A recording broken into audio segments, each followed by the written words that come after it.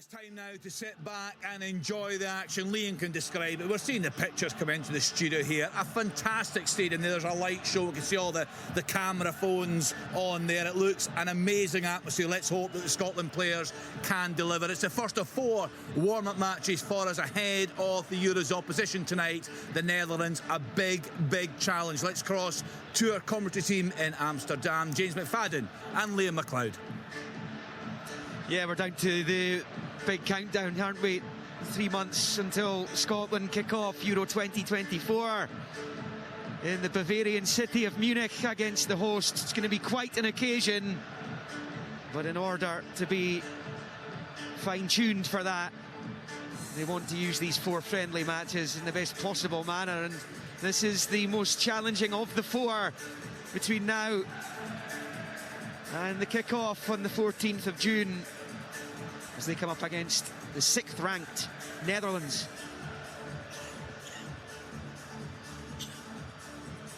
We can hear the music in the background, the atmosphere is being ramped up, the huge Dutch shirt down there, the banner on the pitch with the brass band standing in front ready to partake in the national anthems.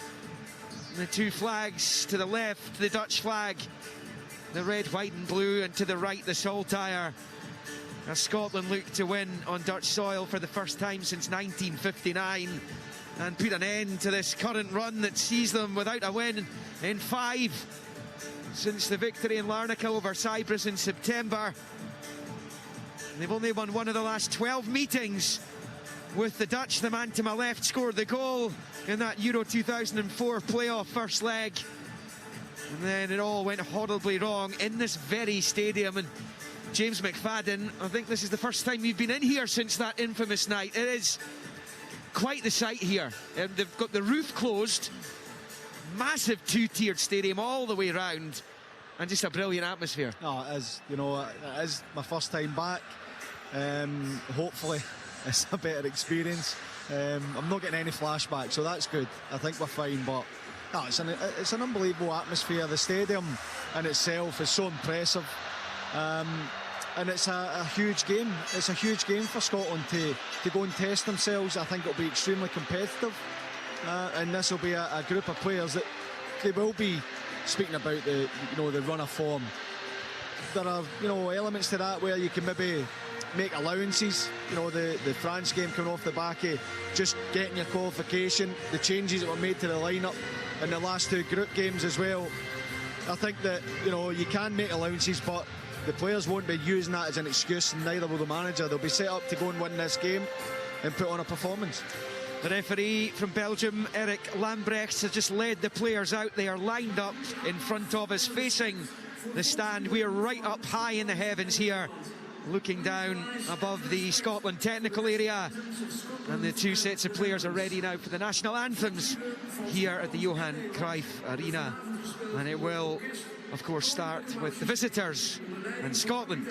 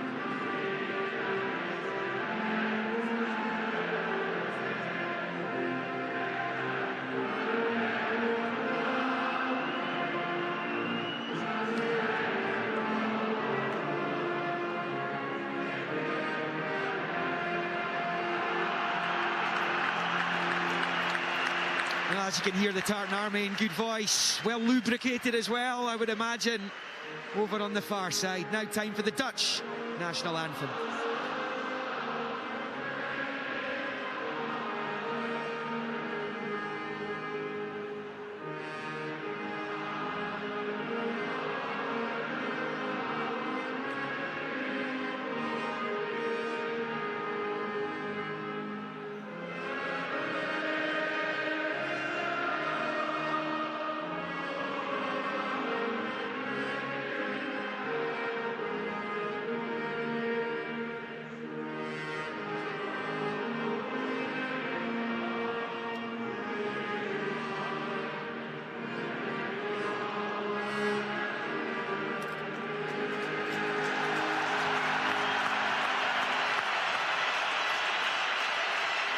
The home fans acclaim the Dutch national anthem, Veel Helmus. And now the pitch will be cleared of everything bar the players. The Scotland line-up there in the new kit that they will be wearing at the European Championship finals in the summer. The navy blue with the white and yellow flashes. The Dutch in their famous orange and black. And there will be the pre-match team photos down there. The Scotland lineup. Angus Gunn in goal, just his 8th cap. He was introduced a year ago. He's barely put a foot wrong since taking that #1 shirt. The back three there: Porteous, Henry, Tierney. Tierney earns cap number 42. Porteous is into double figures now. Nathan Patterson gets his 20th cap at right wing back, with Andrew Roberts now up to 68 in the cap count. He's now just one behind Kenny Miller. David Weir will be another target for him after that. John McGinn and Ryan Christie earning caps number 63 and 46 respectively. And Lawrence Shanklin gets just his 2nd start for the Scotland senior side. The Hearts man has been in superb form this season. And 55 goals in 86 appearances in Hearts colours is an impressive feat. The Scotland players down there just getting one last word with each other. And the players are going to line up on the centre circle, because there will be a moment of silence in memory of Kees Riviers, former Dutch national team player and national team coach, who recently passed away. And this is an opportunity for the locals here to pay tribute to Kees Riviers.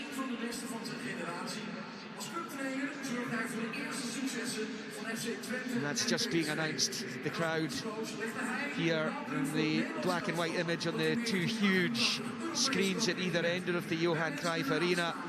Kees Riviers will be remembered now.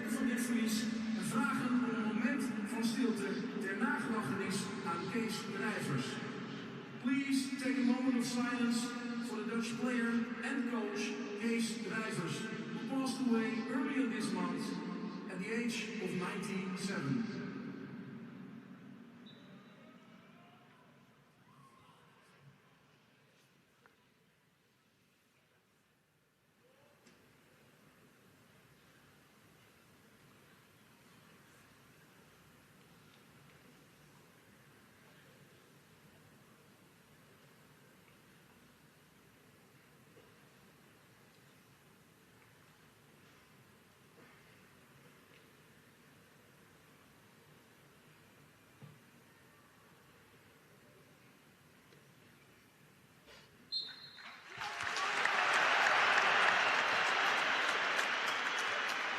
Kees Riviers, the former Dutch coach, he was credited really for introducing the current coach Ronald Koeman to the national side, along with the likes of Ruud Gullit, Marco van Basten, players who led this country to European Championship title in 1988.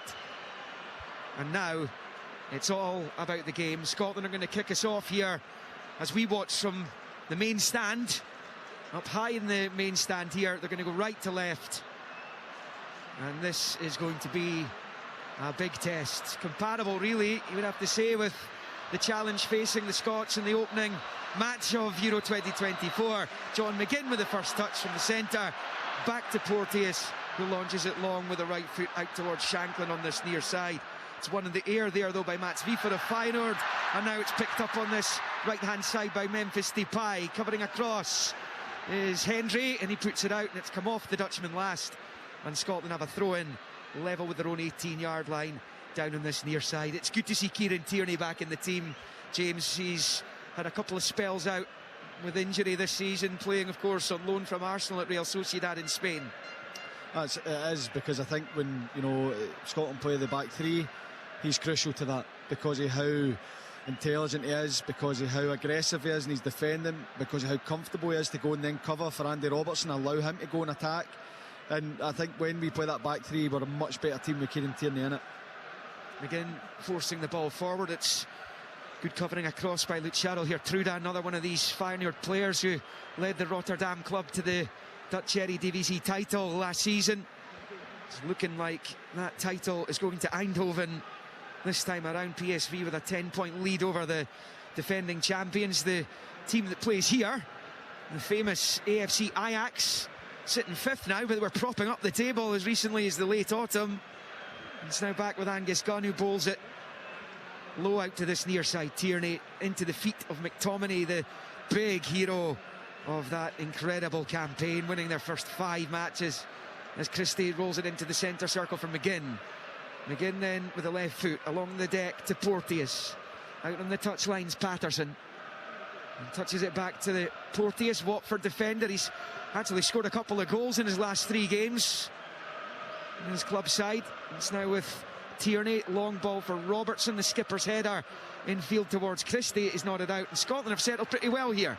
Well, they have, that last passage of play, it starts with Angus Gunn, and normally we'd see that ball go from back to front, go and fight for it, pick up second balls, but they drew the Dutch in, played round them, then they go direct to Lawrence Shanklin, takes a really good touch, and Scotland then gain territory in the Netherlands half. Billy Gilmore just turning it out to Patterson. Looked as though Jack Hendry had misjudged a bouncing ball there. Memphis was in behind him, and Hendry recovered, and now it's with Patterson on the far side. Infield to Porteous, chip ball forward. It's one in the air by Manchester City's Nathan Ake. Picked up in the midfield here by Jorginho Wijnaldum, but he's given it away, and now Scotland have it with Shanklin. Just runs into trouble though, and it bounces off him and back into Dutch possession, and it's collected here by Gertruda on the right hand side of centre, midway inside his own half. Back to Van Dijk, the Dutch captain, heading towards his twilight years now, Virgil van Dijk, as far as his playing career is concerned. 32 years of age. This is his 65th cap tonight. That's the ball back to the goalkeeper Mark Flecken of Brentford in the Premier League, and he's someone who'll be very keen to make an impression. The Brighton keeper Verbruggen, who's on the bench tonight, looks as though he will be the first choice. But here's Patterson down the right hand side, down by the corner flag, being chased all the way though by Reinders, and then he's put under too much pressure. I don't think he felt there was enough support out there for him, and it's Nathan Ake who collects for the Dutch. 3.5 goalless minutes in Amsterdam. He had to cross it first time, Nathan Patterson. If he gets his head up, Lawrence Shanklin had picked up a position behind Van Dijk, just in front of Gertruda. If he flashes that across the box, that's a chance for Scotland. It's good play initially from John McGinn, as we're so used to seeing, picking the ball up, driving forward with it. Patterson makes a really good run, and it's perfect for him just to deliver first time. He turns out and the chance is gone, but it's still a promising move.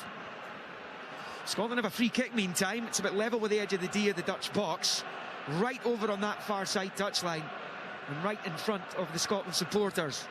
2,500 of them occupying that couple of sections over in the far side in the top tier. And John McGinn's going to swing this in with the left foot into the Dutch box. It's not the best delivery though. It comes right through to Flecken, who unchallenged is able to gather with both hands in the 6-yard box, and pulled out to this right hand side. An opportunity here for the Dutch on the counter. Driving forward, Frimpong into the box comes the ball, but he can't find Memphis Depay. Breaks to Tierney, he's able to get it clear, but that was a lightning break there. We know how fast Jeremy Frimpong is. And he had options on the left as well. But that is a danger. You know, it's a great opportunity for John McGinn, and he just right into the arms of the goalkeeper. And as soon as he catches it, they've got options left, right, and centre there, showing their threat early. Jack Henry's claiming offside. There's no flag at the moment. The Dutch are in. An opportunity here. Gakpo, round gun. He's forced really wide there, and his effort's blocked by Kieran Tierney. The flag eventually goes up, and that is much to the frustration of Tierney, but they've got to let these attacks come to fruition before they can make the decision. But it seemed clear he was offside. Yeah, but as you say, they have to let it go. They have to, you know, let that play develop. Apparently Andy Robertson, it's pretty tight. Nothing came of it, but yes, he's just off. He's off, and look, I know that it looks like it, the speed the game's played it. I don't like it, but it's part of the game, and it has to happen. I can understand the frustration of Kieran Tierney, but thankfully, you know, it's a correct decision, and there was no damage done. Yeah, but it just shows you Scotland have settled pretty well in the game, but little lapse at the back, and you could be behind. McTominay out to the far side, Patterson infield to McGinn.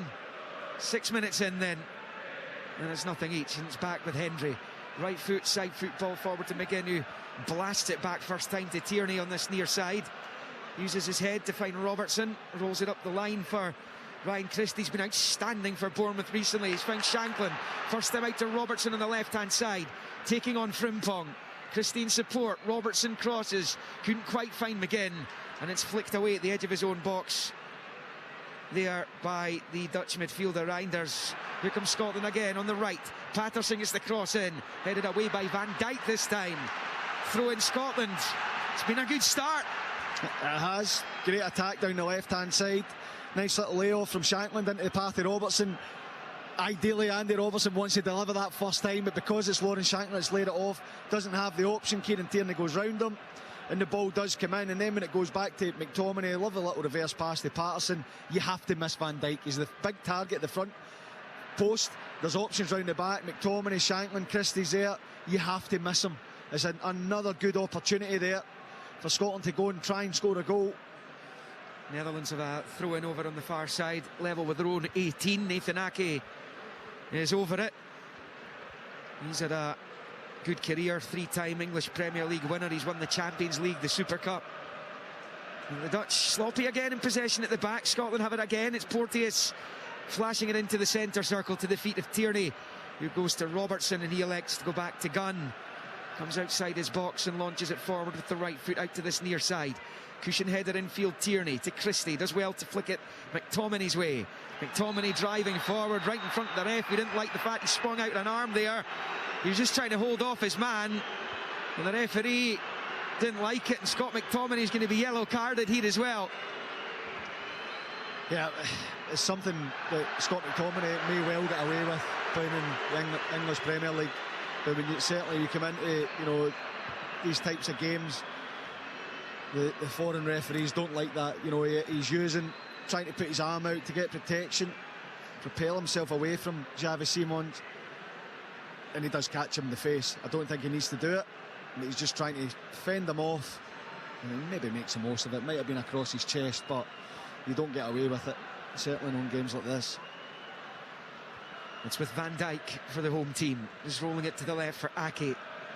Short ball up to halfway for Memphis on the turn. Porteous trying to stick with him. He's flicked it forward to Gakpo, well read by Patterson, who slides in.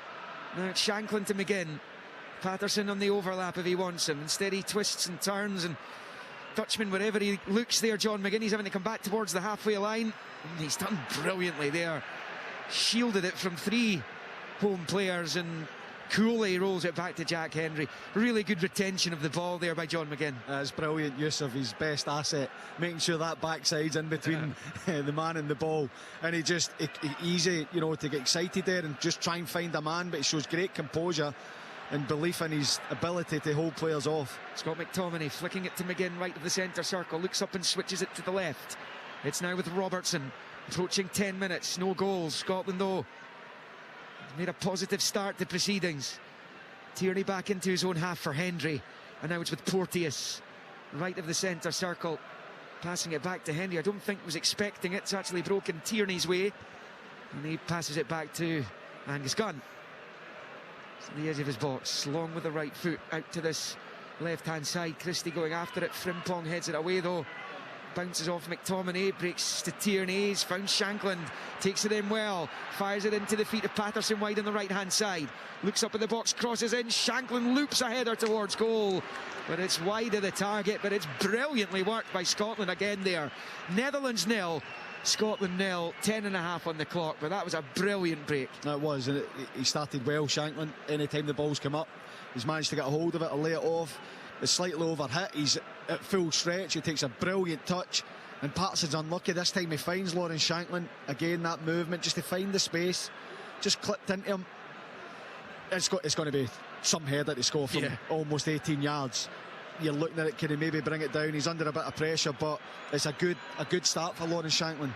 Good start for Scotland. Xavi Simons for the Dutch finds Ake to the feet of Simons again. An excellent season at RB Leipzig in Germany. Is Simons sitting 5th in the Bundesliga. Van Dijk rolls it forward. It's a poor ball from Van Dijk straight to Henry. Now it's McTominay firing it forward, looking for Robertson. Not getting there. Frimpong trying to shield it out, but Robertson's pinched it off Frimpong. He claims he was fouled. No chance. Robertson has it. It's a poor ball. He's so much better than that. He's got too much on it. Gilmour eventually gets onto it in the far side, but not in the kind of position that Robertson was hoping to find a teammate in, as Gilmour goes back to Henry. He's just overhit it. I think it's the right option. Andy Robertson does brilliant to keep it alive, and then Shankland's making move after move. It's the right decision to go and try and stand it up to the back post. He just overhits it. McTominay showed too much of it to Reinders, and the Dutch are on the counter. Memphis can't quite get there though. Henry has it and finds Gilmour, who's been put under pressure by Wijnaldum. He's found Patterson on the far side. Infield to Porteous. Now Gilmour. First time back to Henry.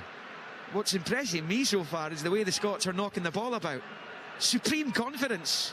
Yep, not rushed, not forced. At times they have, gone direct, whether you're looking for Robertson or Christie on the left-hand side, or even just a clip into Lawrence Shankland to allow him to get a hold of it. But it's patient. There's no desperation about it. Again. Tierney forward to Shankland. He's on the turn. He's under pressure on this near side from Wiefer. It's back with Tierney on the halfway line, and this is a big switch coming up here again. Tierney pinpoint for Patterson, who's on it now. Right foot low ball in field, looking for Shankland, but it's been pinched back by Gertruda, and then Simons out to Frimpong on this near side. It is goalless in Amsterdam, but a really promising start by Steve Clarke's men. Yeah, it was the right ball from Nathan Patterson. Lawrence Shankland just wasn't alert to it. John McGinn made that run from inside to out, up the line, left a huge space for Patterson to try and find Shankland, who, unfortunately just wasn't ready for it. But the composure and, the passing from Scotland's been really, really impressive. I know we're just starting the game, but a real belief about the performance already. The Dutch are in possession here with Gertruda. He rolls it infield for Ake, playing at left back, but of course he's a centre back as well. He's moved into a central area just now. It's with the home team. It's picked up in the midfield by Wiefer, flicking it out to this near side, and then it's worked back to the left of the centre circle. Ake goes long, looking for Memphis Depay, but it's headed away by Patterson. McGinn has it nicked off him by Ake. Again, it's another dreadful ball. The Dutch haven't started this game yet. Scotland looking to take advantage of that, because they most certainly have. No, they haven't, but they've been in situations where if they pick the right pass, they're looking to try and breach that back line of Scotland. They've got great movement, time of run's great, the pass just isn't coming, and although it looks untidy, they still look dangerous. It's a poor ball out of defence by Porteous though, and now a chance to come forward. There's a brief appeal for handball as that was dinked into the box by Reinders. Came off a Scotland defender and cleared. And here they come again. Wijnaldum just switching it out to Frimpong on this right hand side. Midway inside Scottish territory. Finds Xavi Simons, and then to Frimpong, goes back to Wiefer, and then to his club mate Gertruda. There's Van Dijk, options ahead of him, and he just slips it into the centre circle. It's fired out to this near side, but it's straight to Robertson, who's got Christie galloping ahead of him. Robertson instead turns it into Gilmore. Back to Robertson. Just inside the centre circle. He's almost over in the right wing position now, Robertson. It's found Patterson, who just leaves the ball for some reason. And it goes out for a throw-in on the far side. Did wonder how rusty Nathan Patterson would be. He hasn't played for Everton since the end of January. So he's been out for nearly 2 months. Doesn't seem to be getting a chance under Sean Dyche at your old club there. No, he'll be fit enough because he's been training, been available. Yeah. But that sharpness, you know, the first opportunity where he could flash that across first time, he'll need to try and play himself into the game there. And, you know, the one he's just let go, it looks like he's going to take the touch and take it on. He's tried to show the dummy, misjudged the pace of the pass out to him when it goes out. But I think just getting those little rusty moments out, if you like. It is Frimpong on this near side, rolling it infield for Xavi Simons. Showed a bit too much of it there to Christie, but he gets away with it. Truda has it now with Van Dijk. And then Reinders in the centre circle finds Ake. No goals, which has been an entertaining enough start to this friendly international. Scotland have got Northern Ireland to come on Tuesday, and then 2 more preparation matches at the start of June. And they will face Gibraltar on the Algarve, and then Finland for the big send-off at Hampden ahead of the tournament starting. It is Van Dijk slipping it to Ake, and then back to Van Dijk. Forward to Xavi Simons, first time ball to Truda on this right-hand side, and he elects to go back to Flecken, the goalkeeper. This is a starting 11 that won't have started terribly often, if at all, before for the Netherlands. Frimpong, for example, earning just his second cap this evening as Billy Gilmore collects his scraps in the right for Scotland, driving to the right-hand side of the box, 3 waiting in the middle. Here comes the cross ball. Christie with a header off the bar via the goalkeeper. What a save from Flecken. Ryan Christie must have thought he was opening the scoring. Wonderful opportunity. It stays Netherlands 0, Scotland 0. I'm sure the keeper's got a touch to that. Oh, he has. It's an incredible save. It is brilliant from Billy Gilmore down the right-hand side, winning the ball in midfield, driving. Lawrence Shankland starts at the back post. He then makes the move, and as the ball's clipped in, you're thinking, oh, you know, if he holds his position, he can go and attack it. Christie comes from nowhere to get his head on it, and Flecken, without doubt, touches it onto the bar. It is a brilliant save. It's a certain goal. Billy Gilmore, tremendous. Ryan Christie judging the flight of the ball, and it's a great save for the goalkeeper. Yeah, he's tipped on to the crossbar. It's a magnificent bit of goalkeeping. That will do his prospects of starting for the Dutch at the European Championship finals in June no harm at all, because the #1 shirt in that team very much up for grabs at the moment. Siemens is tripped by Shankland. The Netherlands have a free kick just inside their own half, which is rolled back to Truda. It's the chance of the game so far, and it fell to Ryan Christie. He's going to have to wait a bit longer for his 6th international goal. It's one of them as well where you can't even say that he should do something else. It's just a tremendous save. Ryan Christie judges the flight of the ball. It just drops over the head of Truda, and he gets good power on it as well. It's just a tremendous save. But great play again from Billy Gilmore down the right-hand side. And Scotland are playing with a bit of swagger, a bit of confidence. Yeah. You know, taking the ball. It's not rushed. Even Billy Gilmore's run, just supreme confidence. Started quite well against the French in Lille as well, but here come the Dutch in the left-hand side. Opportunity here for Wijnaldum. It's away from a couple of challenges. He's forced outside the area, rolling it back the way, and then out to this near side for Frimpong, level with the penalty spot. Makes his way into the area, rolls it back the way to Wiever, and now it's Reinders. The Dutch supporters want them to shoot a goal, and perhaps overplaying it slightly in their eyes as Xavi Simons picks up and finds Ake over in the left. The Scots have got men back now, of course. Gakpo, oh, it's a brilliant ball in, and a really important header half away, knocked back towards the penalty spot by Frimpong. McTominay gets there and comes away with it and shifts it out to this left-hand side for Christie. Christie has it into the centre circle, works the 1-2 with McTominay. Still going, Christie. Rolls it out to the right-hand side for Patterson, who plays it low infield to McGinn. And then back to Hendry. Both teams look capable tonight. Yeah, and even that moment there where Kieran Tierney, it's a brilliant defensive header at the back post, but when the ball drops to Scott McTominay, he's got his back to play, he lets the ball run across, shows a bit of composure, and then, you know, Scotland keep the ball instead of just clearing it and panicking. There's been a real confidence about this Scotland performance, but they have to be careful of the runs, particularly Wijnaldum. Yeah. Making that run beyond in between Hendry and Portis, Hendry and Tierney. They have to make sure they're switched onto it, because they are looking to make those runs. They've just not been able to find the pass, but they did on that occasion. Wijnaldum, one of Andrew Robertson's teammates that won the Champions League and the title in England itself. Now he's at Saudi Arabia playing alongside Jack Hendry at Al Ettifaq under Steven Gerrard.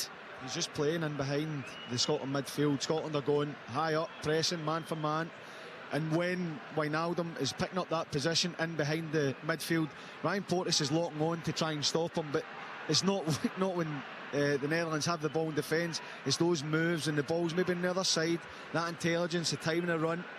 That's something Scotland have to be wary of. Billy Gilmour started this game brilliantly as well, as Robertson dinks it forward towards Christie.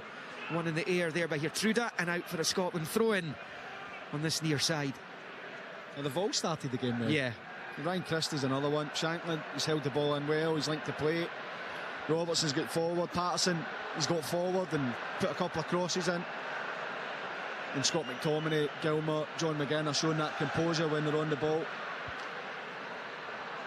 And Ronald Koeman down there, the Dutch coach, fantastic player himself in the orange and black, as Christie finds McGinn, one back onto the chest of Gilmour, and then to Tierney.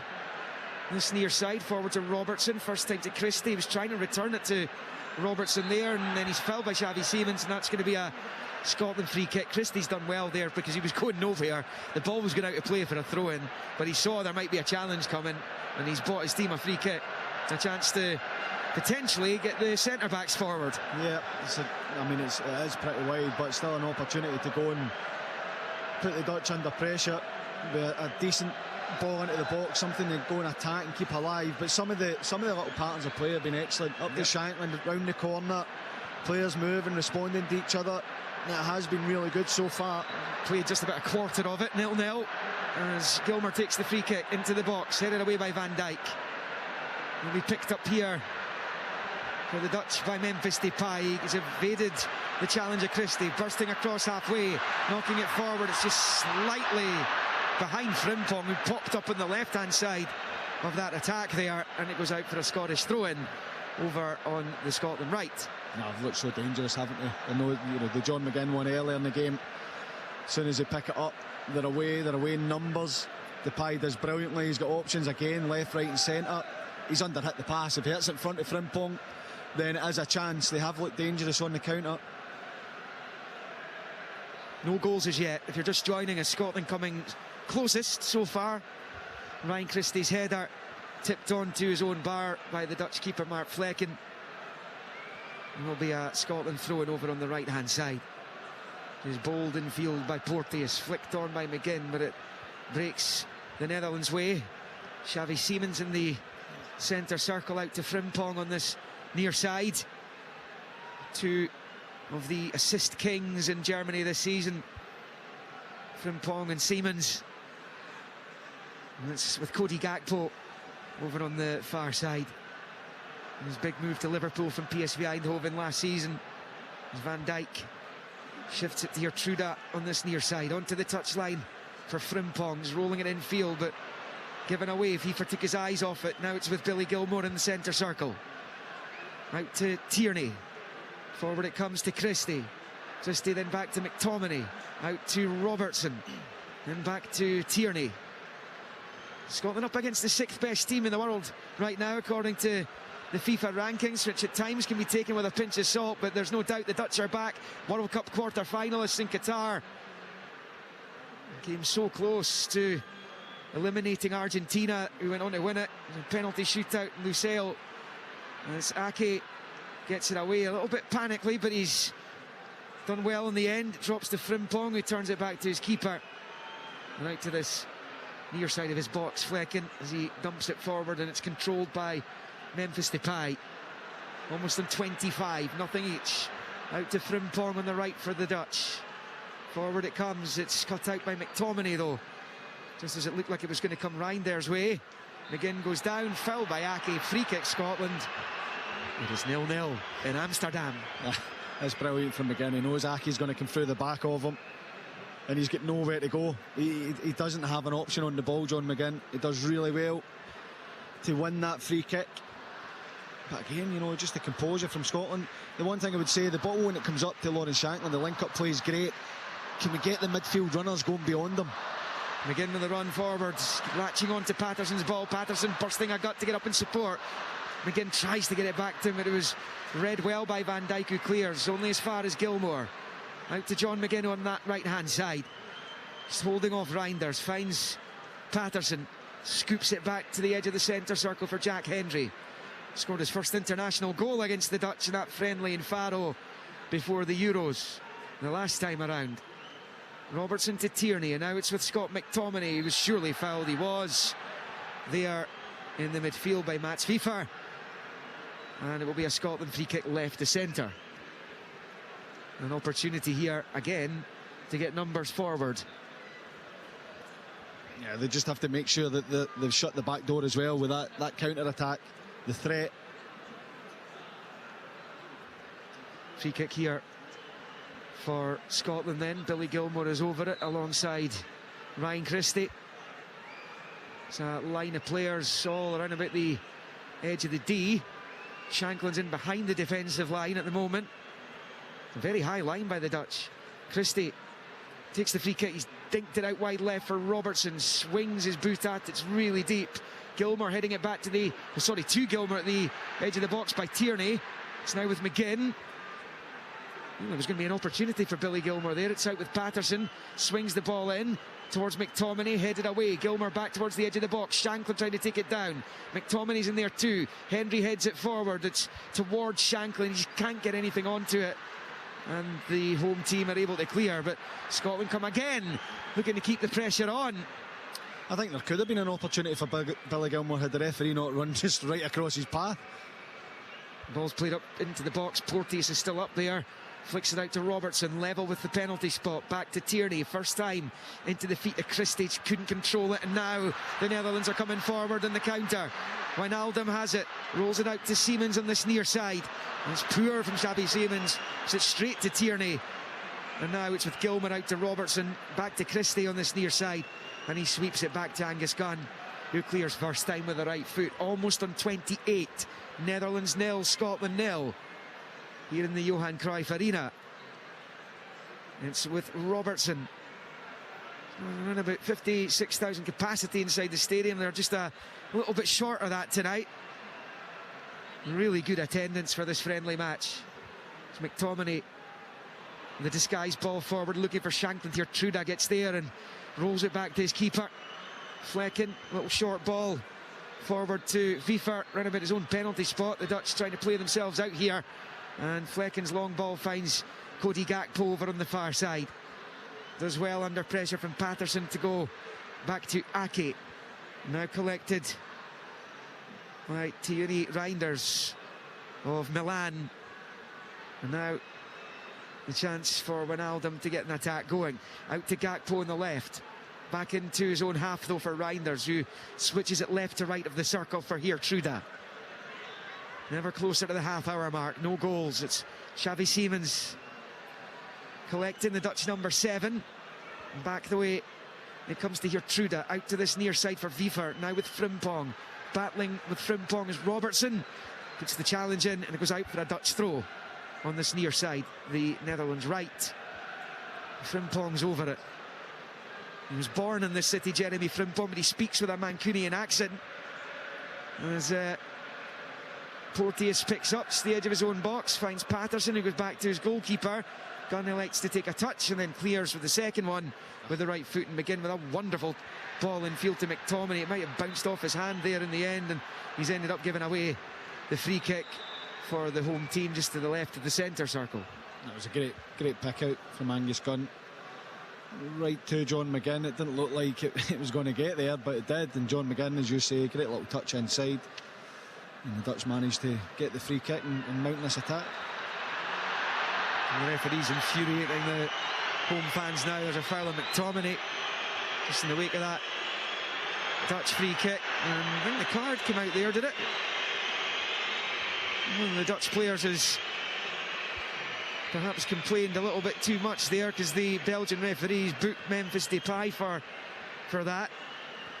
I think it was a follow through. He does really well, takes a touch, fakes to come inside, takes it outside onto the right foot, but he overruns it slightly, and Jack Hendry gets the tackle. I'm just getting a chance to see it again. It's because he leads with the studs, but it doesn't go through. The ball to Jack Hendry. I think he can feel a little bit unlucky there, Memphis Depay. Yeah, you get a little more leeway in friendlies when it comes to fouls and cards being dished out, but it's one for both teams. And Scott McTominay's been fouled again. It's to the left of the centre circle. Scotland have a free kick again on this near side. And Steve Clark down there at the edge of his technical area, hands behind his back. He'll be very pleased with what he's seen from his players. 31 in, 0-0. Patterson a little bit short with the pass there to Gilmour, but it doesn't end up in a dangerous area. It's Ake who picks up on the far side. Quick give and go with Reinders. Low ball, side foot forward to Memphis Depay, taking on Tierney, who's been pulled over to that far side. It's now with Ake. Little ball back to Reinders. Switches it to the right hand side of the centre circle for Geertruida. Forward to Xavi Simons. Out to Frimpong on the touchline. A bit more of the ball now. The Dutch. Frimpong goes down. Fell by his old teammate at Celtic, Ryan Christie. And he stayed down as well. That's Frimpong. Fairly innocuous. I'm not sure if he's caught him in the Achilles or something that has resulted in Frimpong staying on the deck. He's a backup now. Has he got a sore one? It looked like he just a little bit afters, pushed him to the ground. You know, I think he's caught in his boots caught in the turf, I think, and it's ended up in him landing awkwardly. Here come the Dutch with Memphis Depay. Oh, that might be a penalty. No, the ref says no. Well, I think it might be Patterson's challenge to the edge of the box. There is VAR in operation, despite the fact it's just a friendly game. But there was a dreadful dive. Was it McTominay who was the Scotland player? But yeah, I've seen a replay of it there. Cody Gakpo was the home player who went down inside the Scotland box. It stays 0-0, and it's game on. And yeah, just seen a really good replay of it there, and it's pretty embarrassing from Gakpo. That's a disgrace. That's an absolute disgrace. It's not even. Look, maybe he's thinking there might be a bit of contact coming. Oh my God! Honestly, that's a terrible dive. One ball forward, cut out by Tierney. It's now with Gilmour, who finds Christie. See, this is one of the best performances I've seen from Scotland against a top-ranked nation away from home in a long time. Yeah, they've looked really comfortable, used the ball well, great composure. I have to say the Dutch have looked dangerous when they've gone on the counter. Patterson's giving it away in the far side. Here is Gakpo slipping it into the box. Low ball, but it's right through to Angus Gunn. It's fair to say that the natives aren't impressed with what they're watching tonight. No, I think they've got opportunities to play the ball forward quicker, and they're not playing at that tempo. They're making great runs, and there's chances to go and exploit Scotland at the back. They just aren't playing the ball. There's a bit, maybe too much side to side for the fans in the stadium here. And add to the fact, you know, we're praising Scotland, and rightly so. Scotland look really comfortable. They look, you know, on a par with these players in terms of their technical ability, which is something you don't often say. There's a chance. McTominay, low ball out to Christie, early ball into the box, and it's over the bar from McGinn. He met it 6 yards out under pressure from Van Dijk. He's put it over, and it stays Netherlands 0, Scotland 0 with just a bit under 11 minutes to play of the 45. That's well worked again down the left hand side. McTominay driving, waiting for that moment, drawn in. I think it was Vifa, and then playing the ball to Christie, and John McGinn makes a run, and you're hoping that he can get his left foot on it, and he feels like he has to go with outside of the right. There's a chance again. McGinn forward, Christie, Van Dijk in the stretch, can't clear. Christie back to Gilmour, rolls it out again to Christie, gets the cross in, but can't find a teammate, and it sails behind for the goal kick, and it remains goalless here in Amsterdam. I think Shanklin maybe runs into McTominay there. They're trying to cross over. Yeah. Ryan Christie, when he picks it up, he's in the box, he's at the angle. I think he can score from there. He's got the ability, go for goal, hope that one of your teammates gets in at that back post. If they don't, then it's a tough one for the defenders, the goalkeeper to judge. Just aim for that back post. Well, never know, it can creep in. Yeah, how many times have we seen Ryan Christie score goals from that kind of range, you know, even further out with that left foot? There's Shanklin, but he was in an offside position. It'll be a free kick to the Dutch. No Premiership action. Sorry, James. No, I was on the Ryan Christie one. He's clearly clipping it to the back post for McTominay or Shanklin to go and attack. But as you say, how many times have you seen him? Yeah. Should go for goal in that situation. And he is capable of finding the back of the net. You know, Premiership action tomorrow, but the lower leagues are all playing. There's Challenge Cup final to come as well. Dundee United, Cali Thistle, Arbroath, Partick Thistle, Ayr, Queen's Park, Morton, Dunfermline. Falkirk can win League One tomorrow. He will be there. They're up against already relegated Edinburgh City.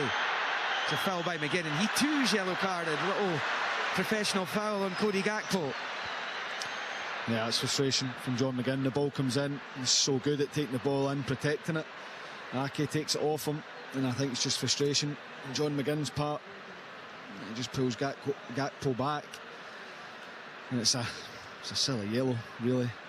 I know it's a friendly, but you still want everybody to be on edge and get into tackles if needs be. Free kick to the Netherlands. Xavi Simons is over it. It's just before the midway point of the Scotland half. The Dutch crowd trying to get their team going here. No goals as yet. This is an opportunity for the home team. Simons is over it. And a group of players around the 18, in comes the free kick, but it's dreadful. And it comes all the way through for a goal kick. And the players are looking around at Jack Henry, because every single one of them, apart from Jack Henry, stepped up, sprinted up. Henry is caught. I think he's, distracted by Van Dijk. He goes in, and it looked like he was playing everyone on. And all the Scotland players are turning around to Jack and saying, "What are you doing? You're supposed to squeeze up." But I think he was panicked because it was Van Dijk he was picking up. No damage done. Goal kick. Gunn takes short to his left for Tierney. There's always one, Liam. There's always one. Getting all those people in the same wavelength at the same time must be difficult. He was out for a throw-in to Scotland down this near side to be taken by Robertson about midway inside Dutch territory. With just over 7 minutes of the first half to play, plus any stoppages. There have been a couple of injury breaks, so a minute or so added on. Steve Clark down there, he's the finger up to the temple in his head, talking to Jack Henry. Always think, as Tierney with a long ball forward is pretty poor, and it goes out for a goal kick, which will be taken quickly here by Flecken. Short to Van Dijk, and now into the feet of Reinders. To Ake, back to Reinders on that far side. He's got Gilmour all over him. He's been forced back towards his own goal here, but he's dealt with it really well as the AC Milan midfielder. He knocks it to Gertruda, who's striding up towards halfway. Forward it comes to Wiever. Loads in support here. Out to the right, Frimpong, 4 in the middle in orange. Frimpong back to Wiever. And then rolls it to Reinders. Sizes up the Scotland box. Plays it short to Wiever. Out to Frimpong. The right angle of the Scotland box. He's attacking Robertson here, Frimpong. Checks back the way. Finds Wiever. And then Reinders. The pressure here from the home team. Scotland just trying to hold their positions. Frimpong. He's rolling it back to Reinders. Finds Xavi Simons. Back to Gertruda and then to Van Dijk, who's got space to maraud into, as he loves to do. Out to Gakpo, his club mate on the left-hand side. Rolls it infield. Reinders takes a touch and courage to shoot, which he does! And what a goal! Tierney Reinders finds the top left corner, away from the grasp of Angus Gunn. And despite a promising 40 minutes from Scotland, they find themselves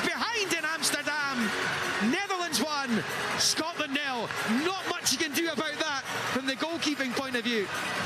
No, there's not, and you feel that, you know, 5 or 6 minutes ago we were speaking about how the crowd were frustrated because it was side to side and the Dutch waiting for that perfect opening. And I have to say, you know, it's 20-25 yards, it's not exactly a perfect opening, but there's not enough pressure on the ball, and it's a brilliant strike, really clean strike. Angus gone at full stretch, can't quite get there to keep it out. And it just looked like it was going to be another Dutch move that was maybe going to break down. I was going to be trying to be too perfect. It's the first shot on target, and Reinders finds the top corner. It's a brilliant goal, and you feel really feel for Scotland because they've performed so well in this half. Important not to let the heads drop, because these top nations, they can score goals in gluts. The game could be gone very quickly. So Koeman down there, and then an appreciative nod. When he saw that ball fly in, he was capable of spectacular goals himself. Scored a goal which helped Barcelona win the European Cup in 1992 at Wembley.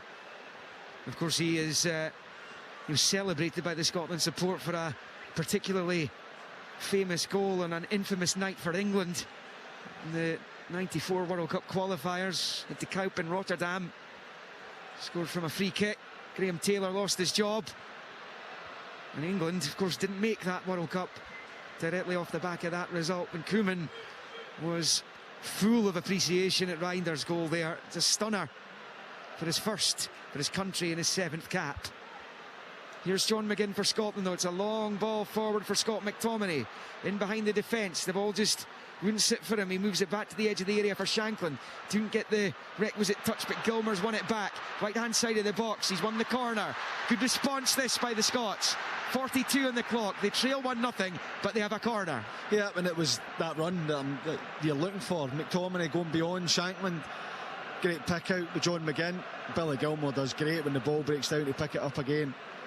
And you're right, you know, it's important that they don't let their heads go down. They certainly don't look like they have. McGinn out to take, in swinger with the left foot for McGinn. He's earning his 63rd cap this evening. What can he come up with here? Into the box it comes, it's headed to the edge of the box. Gilmour tries to knock it towards goal, cut out by Gertruda. And the Netherlands able to clear. Robertson happy to accept a throw-in on this near side. It's been a pretty even game, you would have to say, across the first half so far. Scotland will feel they deserve to be level at the moment, and but for a wonder save, they would have certainly scored the opening goal this evening, as it's put out of play down this left-hand side for the Scotland throw-in just by the corner flag, as they look to finish the first half strongly here and try and find an equaliser. Robertson takes the throw-in, bowls it back to Tierney. First time back to Robertson. Poor touch though, allows Frimpong onto it, and he knocks it back off. Scotland player now for a Dutch throw-in on this near side. That's the thing, James. The Netherlands haven't really been hitting the levels that Koeman will want them to hit, but they've always, all these nations, they've all got a moment of magic in them, and that's exactly what that was. Yeah, you know, as you say, Scotland have been excellent, and I think that we have to still, you know, give them credit for that. Performance has been really good, but you're right, you know, when you play against these teams, you could see the threat was coming, whether it was going to be that final pass. If you remember, you know, in the long build-up to the goal, Reinders is over in the left-back area, shows great composure to turn, and they build their attack from there. Okay, it goes right, goes left, comes back into him. It's such a clean strike, and these nations have that ability. They haven't been at their best, but they've still looked a threat when they've gone forward. Reinders was on the receiving end at Tannadice last season. It was like a heck of a long time ago now. Of course, they spectacularly turned that tie round, as the Dutch did against the Scots here in that playoff 21 years ago. They've been back here since then. Scotland, they lost 3-0. And this has been a good performance, but they do find themselves a goal down, as here Truda rolls it to the goal scorer Reinders. He goes back to his goalkeeper in the final minute of the first half, of the 45 at least. Flecken goes long, looking for Gakpo in behind. Guns come way out to the edge of his box there at the left angle. He's done well, actually. It was good sweeping up at the back by Angus Gunn. He puts it out for a throw-in on this near side to the Dutch. Yeah, I thought he was going to come out and make a mess of it, if I'm being honest, because he comes really early and then the ball looks like it's going to drop for Gakpo and he's able to take a good touch. He doesn't, and then Angus Gunn clears it up very well. 1 minute added. Netherlands leading 1-0. Porteous, the long clearance down the right-hand side, is going to drift right through to Van Dijk. Certainly plenty in the Scottish performance to suggest they can score here tonight. And they won't need to change too much coming out for the second half. I think it's fair to say they've drifted slightly in the final 15 minutes of the first half. The first half an hour was, as I was saying at the time, was good. An away performance against one of the giants of European football, as we've seen in a long time.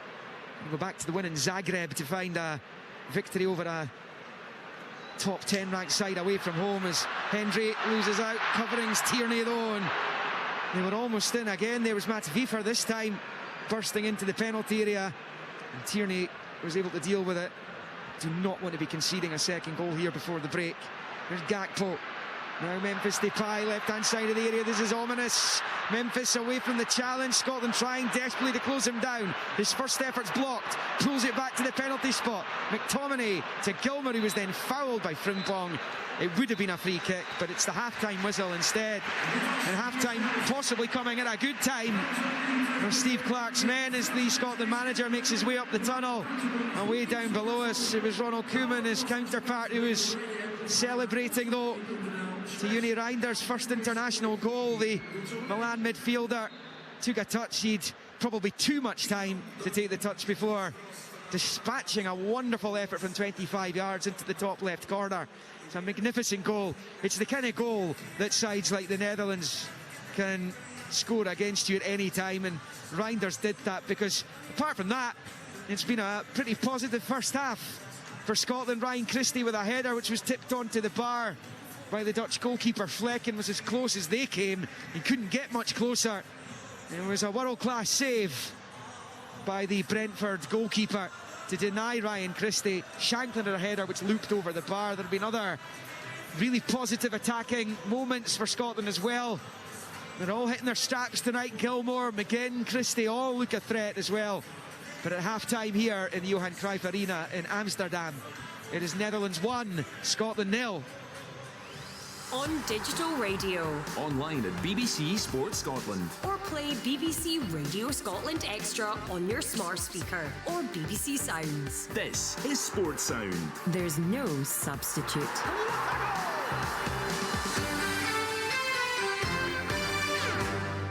C2C welcomes some of today's biggest stars in country music to Glasgow. Join me, Ricky Ross, across 2 episodes as I bring you reflection and interviews from the festival. The genre, it's more successful than it's ever been.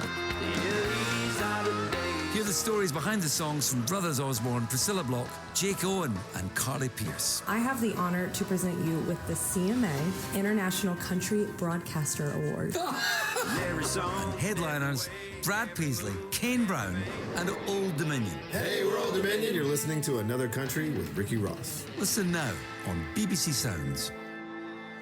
You're listening to Sports Sound on BBC Radio Scotland, the first of 4 warm-up matches for Steve Clarke's side ahead of the Euros in Germany. Half-time, Netherlands 1, Scotland 0. Next up, at home to Northern Ireland. Full coverage on Sports Sound on Tuesday evening. Then we are away to Gibraltar. That's on the 3rd of June. At home to Finland on the 7th of June. And then it's all eyes on Germany. Our first game against the hosts on the 14th of June. Full coverage of all these games on Sports Sound. So much to look forward to. I would say, Willie Miller, despite the scoreline in that first half, so much to be excited about in terms of that Scotland performance in the first 45. It's been top notch, isn't it? It's been first class. You know, it's been a team performance where everybody knows exactly what they've got to do.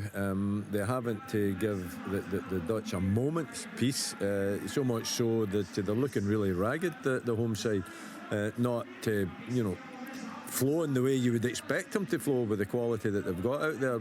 But you know, that's down to the tactics that Steve Clarke has employed, and the fact that they all know their job, and they're all taking that team plan you know, and really making the Dutch look a very ordinary side at times. In fact, you know, forced them into making unforced errors. So I think Stevie Clarke can be more than pleased with the performance. Obviously, the scoreline, and I mean, it is a fantastic strike, although it's not right in the top corner. I think Angus might be looking at it and saying if he's moved his feet a little bit quicker, he might have been able to get something on it, because it's in about head height rather than top corner height. But at the same time, it's a fabulous strike. But you know, Scotland having the opportunity with the header, you know, a good save. You've got to say a very good save from Flecken in goal, just putting it onto the crossbar. And a really intelligent move, and you know, pinpoint cross. And you know, I think as far as chances are concerned, then Scotland have certainly, you know, created that chance. A little bit unfortunate that it didn't find the back of the net, but it's a brilliant delivery from Gilmour, who I think has been excellent. You know, he's not really sitting in that deep position. You know, the midfield players, you don't feel as someone that in the midfield, Gilmour in particular, has been tasked with just sitting there and being, you know, the option, the release valve. Yeah. He's getting up, he's putting players under pressure, he's taking part in the forward movement. And you've got Shanklin up top on his own, but he's been well supported by Christie, and Christie's so unlucky with that header. Great delivery into the box, timed it well, good header as well, very good save though too, and to lose a goal so late on in that first half, a first half which must be given Steve Clarke a lot of positive thoughts, you know, to be able to talk to the team at half time and take that into the second half. And if you're looking forward, and you're looking forward to the Euros, then I think if Scotland can play the way they have played in the first 45 minutes, then there's a lot of optimism there for, you know, these games that they're going to play against top quality opposition, and the possibility is truly there for them to qualify out that group. Very, very encouraging so far. The stats back that up, as Willie was saying. Possession 54% for the home side. 4 shots for Scotland to the home side's 2. Both have had 1 on target. Just the 1 corner that fell Scotland's way. I'm waiting to see a replay of the Dutch goal. A great strike, but here we're seeing it now, actually, Will. I'm just looking at it here, so we're seeing it on the screen here. Listen, he's hit it well. He has hit it well, yeah. I think it's the power that beats Angus rather than it being right in the top corner. Yeah. You know, maybe a little bit above head height. Maybe I'm being a bit hard on the goalkeeper, because, you know, it is a fabulous strike, great power behind it as well. But I'm just pointing out that it's not really right up there in the corner. No. Perhaps, maybe, if I'm ultra critical, that Angus might have just been able to get something on it. But it's almost past him before he can adjust to it. Maybe a little bit of pressure on the ball as well. I don't think there was enough pressure on the ball. Just, you know, defenders sitting back, midfield players sitting back, rather than, you know, chasing out and hunting it and try to get a block on it. I think it's Billy Gilmour that's maybe sitting a little bit too deep. If he identifies the threat a bit earlier, he could maybe have got a block on it that would have stopped it. And the Dutch really haven't offered much to me. I don't think, when you're looking at them, that it's been a top class performance from them. But again, you know, I think Scotland take a lot of credit with the tactics that Steve Clarke has employed, not allowing them to settle, not giving them any time on the ball, and forcing them into quite substantial errors at times. Yeah, just the 1 shot on target for the Dutch, that one that hit the back of the net. It was a great strike. I just wonder perhaps if it took Angus Gunn a bit by surprise. It was just above his fingertips there when he dived to his right hand side. But Faddy, so many positives in that first half, and let's talk about that move. We've seen multiple replays. Fantastic play from Billy Gilmour, and Christie arriving at the back post, denied just by a totally brilliant save. Yeah, there was so many good moves and good opportunities to put a ball in like that. The quality is then in the delivery for Billy Gilmour. And Ryan Christie, there's nothing else he can do. I mean, it's a good header, he times it well, he gets good power on it. It's just an outstanding save. You know, and barring that, Scotland would have been in front. They've had opportunities down both sides to put balls across, and Scotland have looked really good. I said it during the commentary. They're on a par technically with the Dutch for me, and that that says it all about this team, this squad of players, and the players that we have, that they're comfortable on the ball. There's no panic, they're no rushing it, no forcing the ball forward. They're taking their time, they're playing their own way, and at times the Netherlands have found it tough to get through or get on and put pressure on the ball, because Scotland have been so composed, shown threatening signs down both sides, and it has been a good performance. I get your point on the goal. I don't think it is right in the corner. I don't know if Angus Gunn's put off with where he hits it. Maybe you'd expect that to go to the opposite side. I don't know if he's put off with the fact that he's very close to the post and taken a little bit by surprise. It might be one, these goalkeepers, they think they can save everything, but he might be one in there saying he could have maybe got a little bit closer to it. Yeah, you're right, but you're right, Faddy. Maybe that is just a bit harsh to myself here. We're just watching it again. It's hit with such power. It's not that high into the net, and you're right. He was very, very close to the post. Faddy, have a chat with Willie about the headline team news was the start for Lawrence Shankland. How do you think he's done? I think he's done well. I think he's linked the game well. I think that obviously he's gave the ball away a couple of times, but that's going to happen. And he's tried to get himself into positions, and we spoke about before the game about the way that Hearts are geared up to get Lawrence Shankland chances. He's been involved in the build-up play, and when it goes wide, they are looking to find him clearly, because he's a brilliant finisher. I think he's done well. I think that as the game develops, McTominay makes a run beyond. I think that still has to happen. I think that he can, come and look to link, and then there's space for McGinn, McTominay, Gilmer, who's popped up at times, Christie to go and make that run beyond.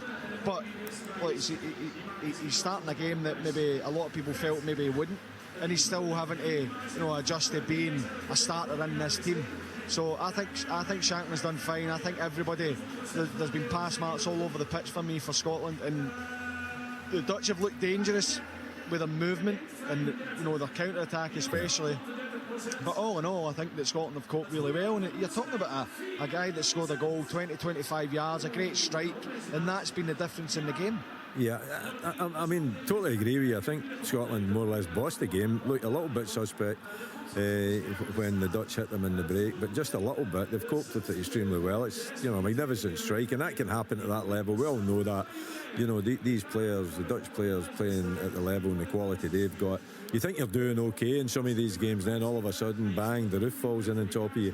Do you think in the wide areas, I'm just looking at Patterson and Robertson, I don't think the quality of crosses into the box has been good enough from them. I think they've got forward, but at times Andy in particular, I think, has leaned back and put an awful lot of kind of looping crosses towards the back post and not really picking anyone out. So I think looking at the first half, that is an area that could be exploited, but the quality of cross has got to be better into the box. What do you think? Yeah, I agree. I think they said that early Nathan Patterson, his first 40 forward, he's just got to flash that across goal. Shankland's getting a great position, and then he had another opportunity where he hits Van Dijk, and maybe, look, having been in that position, you're probably thinking no so much about finding one of your players, as crazy as that sounds, but avoiding Van Dijk, try and take him out of the equation. Andy Robertson, the couple he's hit to the back post, I think it's the right option. It's just been overhit. There've been bodies round there. It is the target. Just maybe a bit tentative. Is it because you're trying to miss Van Dijk? Potentially, because he is such an imposing figure. You see them in the lineup, he's way taller than the goalkeeper, and you don't normally see that. It's normally the goalie that's the biggest in the team. So I think that there has been opportunities, but I think overall the positive is the play to get there. It's not been get it forward, win second balls, crosses from difficult positions. They've worked it into these areas brilliantly, and the only thing that's been missing then has been that final ball. Even the Ryan Christie one, where he's in the box, just whip that to the far post and go for goal. And you've got McTominay and Shankland that will go and attack it. You've got defenders there that can put the goalkeeper off. He can't wait. He can't make a move until the ball goes past the last player. But certainly I think the overall play has been excellent, and now it's amazing that we're in this situation to say, could the cross be a bit better? And I totally agree with you. The players will be in there saying the same thing. And that's phenomenal. The performance has been excellent. it's been so encouraging. Really enjoyed the game, Willie. We spoke before and we touched on it there about Shanklin getting the start tonight. I guess there'll be a change in up front at some point in the second half. What else do you think Steve Clarke will be looking at in terms of just assessing what certain players can offer this team, looking at potential changes? Well, I think when you look at the first half, I think I've been impressed with Billy Gilmour and the fact that he just hasn't, sat deep and been that valve for Scotland. I think he's actually been much more forward the park than I've seen him in recent international games, and I think that's a good point. I think the midfield have been very good. I think they've hunted down the Dutch, and the two wing backs as well, pushing forward when they're not in possession, has made it really difficult for them, and it's forced them into making mistakes. At times the Dutch have looked a pretty ordinary side. They've been given easy passes away that they haven't been finding the target, and it's only really been in the transition that you feel a little bit nervous that they might be able to open us up at times. But even some of the forward passing hasn't been good enough from them when they have had the opportunities. But I think when your midfield are pushing forward, which you want them to do to try and support Shanklin, then it might leave a bit of space for them to occupy, particularly when the passing move breaks down and they get a bit of time to hit you in the break.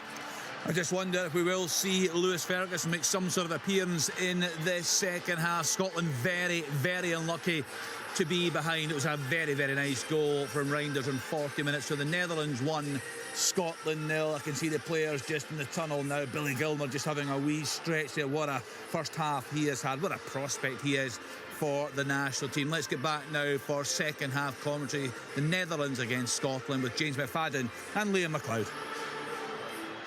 Yeah, Scotland trying to end this run of 5 matches without a victory. If they don't win this one, they're going to have to come from behind to do so. And the first time they've gone 6 without a win since 2007 into 2008. A run which began in Tbilisi, included the heartbreaking defeat to the Italians and the start of the George Burley tenure.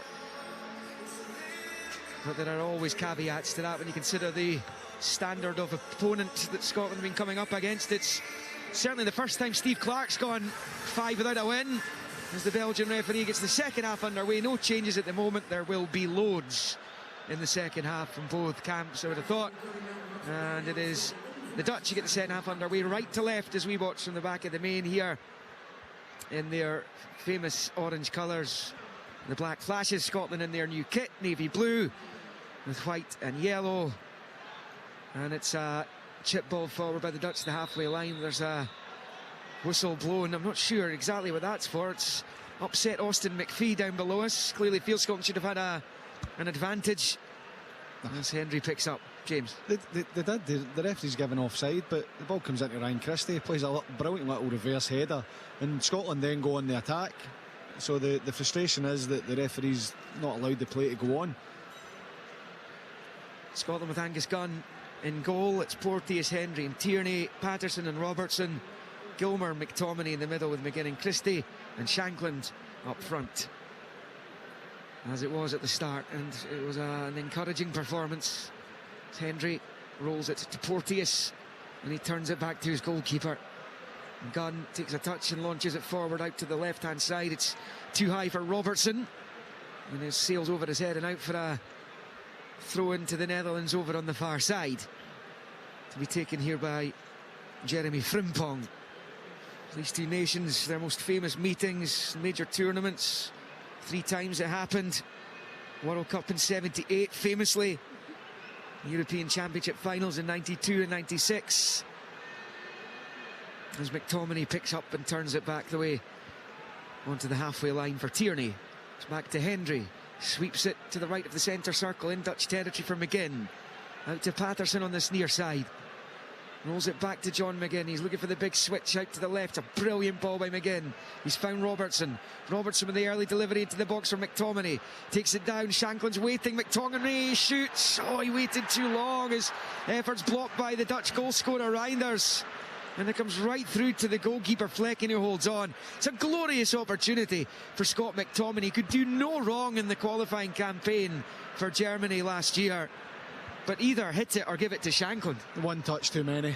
You know, he delays, he fakes. It's brilliant play again. Switch of play is excellent out to the left-hand side. The ball into the path of McTominay is excellent again. And you're right, Shankland peels off. He can lay it back, but he goes himself. He creates the space. He creates the opportunity. And that last little touch, that last little feint is what ends the opportunity for him. It's a brilliant, brilliant chance for Scott McTominay and for Scotland to get back level.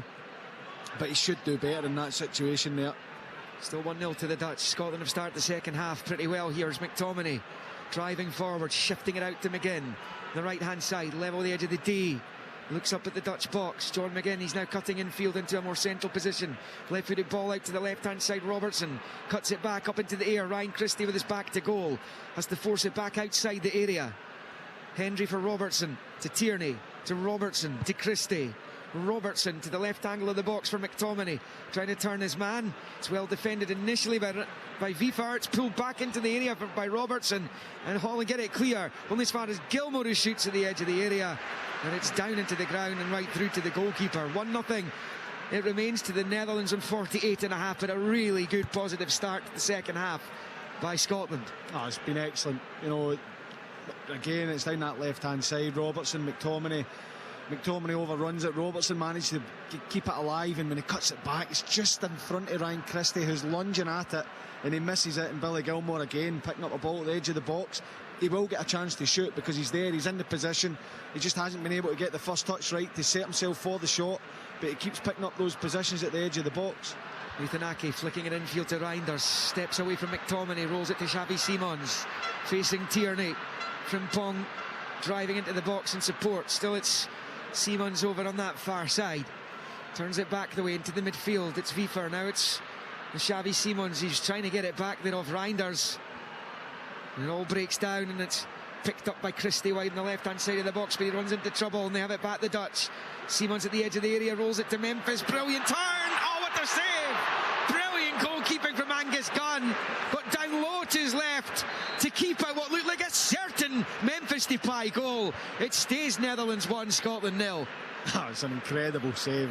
I have to say the skill from Memphis Depay is magnificent. The ball into his feet, he fakes as if he's going to step onto his right, just lets it roll across his body, gives him all the time in the world to pick his spot, and Angus Gunn stays big, waits for that reaction save, and it's a great save down to his left hand side. Not a lot of power on the shot from Depay, but it's still a brilliant save from Angus Gunn at full stretch. Kieran Tierney following up to clear the ball as well, but the skill from Depay was excellent. Yeah, well matched with the save by Angus Gunn. From Scotland up the other end, Shank at the edge of the box, back to McGinn, who shoots and draws a good save out of Flecken.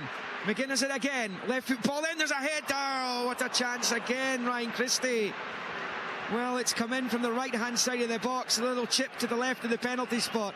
Christie, who forced a wonderful save out of Flecken in the first half, can't get this one on target, and it stays Netherlands 1, Scotland 0. But chances at both ends. Yeah, it's a great strike from John McGinn, just on the right-hand side, just inside the box, catching it at the half volley at the near post of Flecken, who I have to say makes a brilliant save. And then the chip ball to the back post for Christie is probably just beyond him. He can't get the direction that he would like. He does get the head on it, he just can't get it towards goal. But another good positive sign from Scotland. Ronaldo though finds Depay, and now it's Xavi Simons. It's opened up a little bit this game, yet still with the Dutch number 7. Finds Depay, Simons goes down, claims he was fouled, the referee agrees. Free kick to the home team, central position, midway inside the Scotland half. Yeah, he plays it inside. Simons continues his run. It's just a body check from Kieran Tierney. The referee's right there. He gives the foul. I'm not sure there's a whole lot in it, but it's right in front of the referee. It's an easy decision. Just barges him over, Kieran Tierney. Well, the ref having to stop the free kick being taken here, or at least bring it back, because the Dutch have a man down, and it is Mats Viefar. It's to the edge of the Scotland box. He went down, didn't exactly see what was going on there. He's back on his feet. A little incident off the ball there. James getting a chance to see a replay. He's just collided with Kieran Tierney by the looks of it. Yeah, I think he makes a run for the early free kick to try and get behind Tierney and Hendry. Tierney just steps across and blocks a run, and Wiefer hits the deck. Not a lot in it. I don't think it's a foul. I think he's trying to make the most of it. Uncontested drop ball is the outcome in the Dutch favour. It's been pretty open since the interval. And the ref's not happy with Reinders for some reason, and he asks him to do the bounce ball again. And it's back with your Truda, who rolls it back to the edge of his own box for his keeper. Flecken denying John McGinn. It was a fabulous hit by McGinn, and you're given what he does in the Scotland shirt, James, you were expecting that to ripple the net. Yeah, he caught it well. Great power on it, great direction, bouncing as well in front of Flecken, who he dealt with it. He looked really confident springing across, alert to it. And it's a really good save because it was well hit by John McGinn. And as you say, nothing surprised you with John McGinn. Well, it's a real error from Flecken. He's given it to Shanklin, back to the edge of the box. The shot, the deflection, the corner only. And Gilmore at the edge of the D shoots for goal. He's had a few openings tonight. Again, it just looked as though they're getting into the right positions here, Scotland, but in the attacking third, it's just not sitting for them. Yeah, it's brilliant from Gilmore. Initially corner, win it back. Yeah, short corner, McGinn to Christie. Back out to McGinn, looks up, left foot cross ball towards the back end of it. It's flicked half away by Frimpong. Here's Kieran Tierney, level with the penalty spot, looking for space to drill the ball into the box. He does, but it's straight to Memphis Depay, who clears. Patterson wins it back, finds Christie's twisting and turning, trying to free himself of Wiefer. Then Tierney with a long ball into the box, looking for Shanklin, headed away by Ake, and back to Flecken, the goalkeeper. He's made two excellent saves tonight, the one particularly from Ryan Christie, but he's breathing a big sigh of relief there because his little ball out of his own box went straight into Scotland possession. Yeah, but it was Billy Gilmore because he's not picking up Wijnaldum, but he's aware of him, and it's Reinders that goes to get the ball off the goalkeeper, so he just gives him about 5 yards, makes it look like he's going to drop off. As soon as the ball's on its way, he wins it back, and he does really well. Shanklin, I don't know if he could have maybe got his shot away first time. He lays it into the path of Gilmore. I don't know if it's maybe just slightly under, but it's Willie was saying at half time, Billy Gilmore's not sitting playing as the anchor. He's up and he's putting pressure on as well. It's a lovely flick by Depay. Now an opportunity for the home team on the counter. It's worked out to Cody Gakpo, left hand side, shoots for goal, and Gunnis to tip it over. And that's what Cody Gakpo's all about when he's on form. Driving to the edge of the area, the right foot shot tipped over by the Norwich City keeper, and it stays 1-0 to the Netherlands. But both teams are slugging it out here. Yeah, they are. It's end to end. The Dutch have probably the one thing that they don't, and that's speed in their attack. So when they play the ball forward, they're putting you immediately on the back foot. It's a comfortable 1-0 for Angus Gunn, straight at him. Yeah, low corner, back to Depay, in comes the cross ball, running about the penalty spot. McTominay flicks it clear. Xavi Simons knocking it back into the penalty area. It's cut out and breaks to McGinn. Heavy touch by McGinn, but Scotland could be away here on the left hand side. McGinn was caught. Gilmore's tried to catch Flecken off his line and gets it wrong, and it sails well past and behind for the goal kick. I actually thought McGinn was going to try it because Flecken is so far out of his goal. He's away on the left hand side. There's such a big target to hit. There's Ryan Christie, I think, it goes into his path, and it's not a great effort, but I love the idea because it is definitely on. He's just got that one professional goal, Billy Gilmore, and it did come in Scotland colours. He did so against France in that friendly in October in Lille. And Scotland led. And here is Jack Hendry, short ball to Gilmore. And Hendry back to the left angle of his own box for Tierney, sweeps it forward to McTominay, turns it out to the far side for Robertson. Here's Shankland holding it up well. Now it's played back forward towards Robertson. Can he get onto it? He's in there against Ake, chops back onto the right hand side, and not for the first time tonight, Scotland overcooking it in the attacking third. Stays 1-0 to the home team. I'll tell you what a goal that would have been. Andy Robertson, when he gets it on his left foot, get your shot away. You're turning back in, you're letting Ake off the hook. Just get your shot away. It's brilliant play. Shankman does excellent initially, holding it up and holding Van Dijk off. Andy Robertson, as we see so often, continuing his run, the ball's perfect into his path. Just get your shot away. He's turning back, he's going on his right foot, he's not got any option. Just shoot with your left foot, and it'd have been some goal. 57 on the clock. Remains Netherlands 1, Scotland 0. And it is now with Gertruda, right of the centre circle, just rolling it forward and getting it back immediately from Wiever. They've given it away again. It's been a sloppy performance at times from the Netherlands tonight. They certainly don't challenge for the European Championship title on this form. We did see them go to the last 8 at the World Cup, having missed the previous World Cup in Russia and the European Championship in 2016. Now we are in possession with Reinders, their goal scorer. And back to Gertruda of Feyenoord. There's Van Dijk. Long right football looking for Gakpo. He was in behind Patterson, but he gets his head to it. He's the Everton defender. He was off in last and out for a Netherlands throw-in level with the edge of the D of the Scotland box on this left-hand side. They have been pretty sloppy, the Dutch, but I don't know if they're surprised at how aggressive Scotland have been to press them and put them under that much pressure. I wonder if they thought they would just sit off and they'd be able to play however they wanted. Frimpong rolls it into the box. Avi Siemens on the turn, and he lost his bearings as his shot was wide of the left-hand post, and it remains at 1-0. That's another glimpse of the quality. You know, that it looks like Scotland are in good position because of the amount of bodies, but Siemens picks up a great position. It's a good pass. He half turn, gets the shot away early, which makes it difficult then to put pressure on. It's a good game, this. Been played at a really good tempo as well. And Ake with the foul on Patterson down below us. Free kick to Scotland. Just wonder at what point. I was going to ask you what point Steve Clarke makes changes. There subs down there doing a gentle warm-up at the moment. He'll want to make changes. He'll want to get other players involved, but at the same time he'll be reluctant to change it given how well they're playing. Yeah, but I think that it's crucial, you know, ever more now. It's a squad game, and you know, it's maybe things have been going well. This has been a really good Scotland performance, but players getting introduced brings that freshness, maybe brings a different threat in the attack as well, and then get to see other players joining into a very good performance where you're looking to find that little thing that will make the difference to get a goal, get level, potentially go on and win the game. Steve Clarke and John Carver in conversation down there as Tierney rolls it out to the left-hand side for Robertson, who is not far off being Scotland's longest serving captain.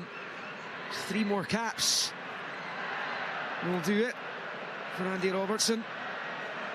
Looks as though the home team are going to make a couple of changes just shortly. We'll get to that. Scotland are in possession with Patterson. Now it's with McGinn getting it from Gilmore, trying to hold off Reinders. Rolls it back to Tierney on that far side, and he turns it back to Hendry. There's 3 more matches, and Andy Robertson will be the longest serving captain by games played. This is his 46th cap as captain and his 68th all told. So that would be quite something, and obviously that is going to happen. It'll happen before the Euros, injury dependent. But even that, this shows you, doesn't it, how well he's done personally. The Rangers legend George Young had an 11-year stint as skipper. There's more games these days at international level. 49 of his 54 caps were as captain. Robertson now on 46. Yeah, and I think he'll go for a long, long time. Well, they've given it away. Scotland are in. Shankland's in! Oh, he's hit the bar! He's hit the bar! He's got his head in his hands. What an opportunity. Lawrence Shankland, one-on-one with the goalkeeper. All season, he's been dispatching those with aplomb. But this time it kisses the top of the bar and goes over for a goal kick. Awful defending by the Dutch again. Careless at the back, gave it straight to McTominay. Shankland was in, and somehow James McFadden, he's contrived to miss it. Oh, I think everybody up here just thought it was going to hit the back of the net. He's just put too much height on it, and it was the chance he's been waiting for, because his link-up play, his hold-up play has been very good. And that is the chance you're waiting for. And if it's anyone you want to fall to, it's Lawrence Shankland. Stands the goalkeeper up, gives him the eyes. Goalkeeper goes to his right. He goes high. to the goalkeeper's left-hand side and it just skims the bar. I think we all thought that was a certainty to hit the back of the net. Joey Veerman, Denzel Dumfries have come on for the Dutch, and they are coming forward again here with menace. Xavi Simons out to that right-hand side. That is just as glorious a chance as you can possibly dream of for Lawrence Shankland. When he went to bed last night, whether he knew he was in the team or not, he probably did. And if he did, he would have been dreaming of that very scenario. And he has spurned just the best chance he's going to get to score tonight. Yeah, I think even as the game develops, he's thinking, you know, I'm playing for the team, I'm holding the ball up, I'm bringing others into play, just give me a chance, just give me one chance, and that is it. And look, he doesn't snatch at it. You can see exactly what he's trying to do. He just leans back ever so slightly and gets just a little bit too much height on it. Otherwise, clearly, you know, it's going in the back of the net, but that is, as you say, a chance of dreams to go and get a goal for Scotland, particularly with the momentum that he's built up into this, to put himself in this position, to be starting a game of this, you know, against this opposition. It is a glorious opportunity, but we know Lawrence Shankland, we know that it won't affect him. Yep. And he'll be hoping and praying that another chance comes his way, and if it does, I'd back him to score it. 63.5 on the clock. The Netherlands lead by a goal to nil, but Shankland ensuring that Scotland have hit the crossbar twice tonight. I mean, at a point here, if Lawrence Shankland scores a goal tonight, he's probably pole position for the Germany game in Munich. Yeah, I think because he's all-round play, because he's led the line, because he's held it up, and he's brought his teammates into play. And if he'd have got that goal, it's very, very hard to argue about him starting when the Euros come round. Yeah, because you would probably compare the Dutch side to the German one. The Germans aren't in a brilliant place right now, but it is Germany on home soil, so they'll still be a huge challenge.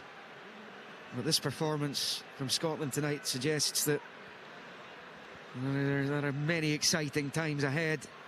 Shankland has scored 28 goals this season. One of those was for Scotland in Tbilisi. And he's just missed a glorious opportunity to level matters here in Amsterdam. McGinn goes down on the far side. He was fouled, says the referee.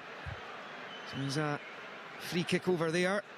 And Dutch changes that were made. Denzel Dumfries of Internationale coming on for Frimpong, with Joey Veerman of PSV Eindhoven replacing Mats Wiefer.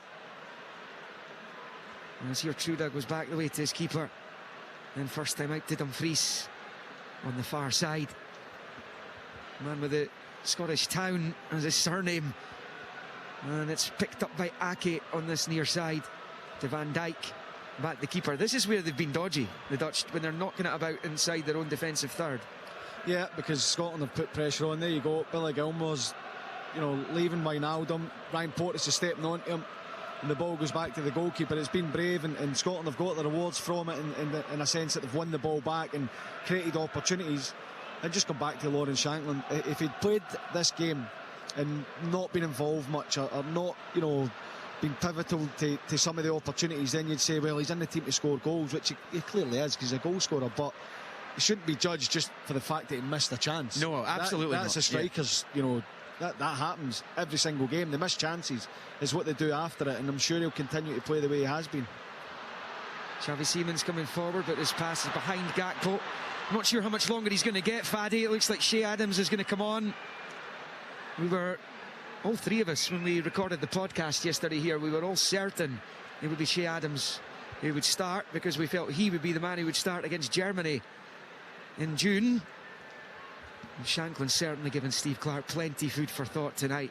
Really good performance, but he really should be on the score sheet to go along with it. And he's not, it seems, going to get the opportunity to put that to bed tonight. John Souttar and Lewis Ferguson are also waiting to come on, so a triple change coming up for Scotland as we approach the final quarter of this friendly. Netherlands 1, Scotland 0. That Reinders goal 5 minutes from half-time is the difference right now. McTominay back to Hendry. They've done everything but score tonight, of Scotland. Yeah, they have. I think it's been such a strong performance. I mentioned it, first half and at half-time, in terms of technique and technical ability, Scotland have been on a par. They've performed really well, showed great composure, great moments as well to go and create opportunities. And, you know, Lawrence Shankland should have scored. Ryan Christie, you know, could have scored. It could have been so much different, but so much to love about this performance. Shankland confirmed as being substituted here and replaced by Shea Adams. And his manager comes to give him a little hug there. He's getting the high fives from his teammates as well. So he's replaced by Southampton's Adams. And the other changes, looks like Kieran Tierney is going to be replaced here by Suter. And Lewis Ferguson will replace Billy Gilmore. James. Yeah, I mean, Kieran Tierney, he's had a injury-ravaged season, so no surprise there. Billy Gilmore's been outstanding in the middle of the park, whether it's been in the build-up and he's dropping deep to take the ball, the composure, the aggression to go and press, and the timing of when he goes and releases himself, the intelligence to go and do that at the right time. He's been excellent. And Lawrence Shankland, I think that his performance shows you that he should be in contention to be starting games. There's a chance though for the home team, and it's Memphis Depay going down at the edge of the box. The referee looking to see if there's an advantage here. The Netherlands play on, then he eventually gives the free kick, which is in a really good position for the Dutch here. It's just to the left of the D at the edge of the Scotland box, and I don't think Jack Hendry can have any complaints. No, he can't. It's one where he's probably just instinctively just tried to do whatever he can to stop it. He's all over the back of Depay. And Depay's made the most of it, to be fair. But to be fair, yeah, I agree with that. Not too much in it, but as soon as you put your arm on the shoulder, then you're looking for trouble. Well, Gakpo, Depay are both very interested in this free kick. John Suter, incidentally, on for his 9th cap. Lewis Ferguson on for his 11th. Che Adams for his 28th.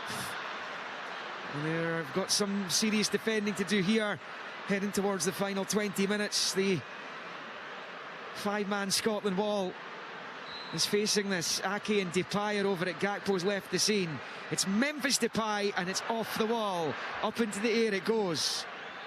Headed back by Dumfries. Scotland have a free kick themselves at the edge of the box. Even a draw, to get something positive result-wise out of this brilliant performance would be massive for the squad, you feel? Yeah, I think that there's certainly enough to take out of it, but a draw would be at least a nice reward for the performance, because when you're playing, you're not in it for pats in the back and say, well done, that's, you know, a good performance. What a ball that was. Big crossfield switch out to Patterson. Now McGinn's inside the box, sizes up the goal and bends it just wide. Fantastic effort from John McGinn. It actually looked as though it was swerving well wide initially. I think this ended up being a bit closer than the goalkeeper would have wanted. It's still not what John McGinn wanted. He's shaking his head and tutting away to himself. And it remains Netherlands 1, Scotland 0 on 17.5 minutes. It's great play again. As you say, the switch of play, it didn't look like it was on. It was an incredible driven ball across the pitch.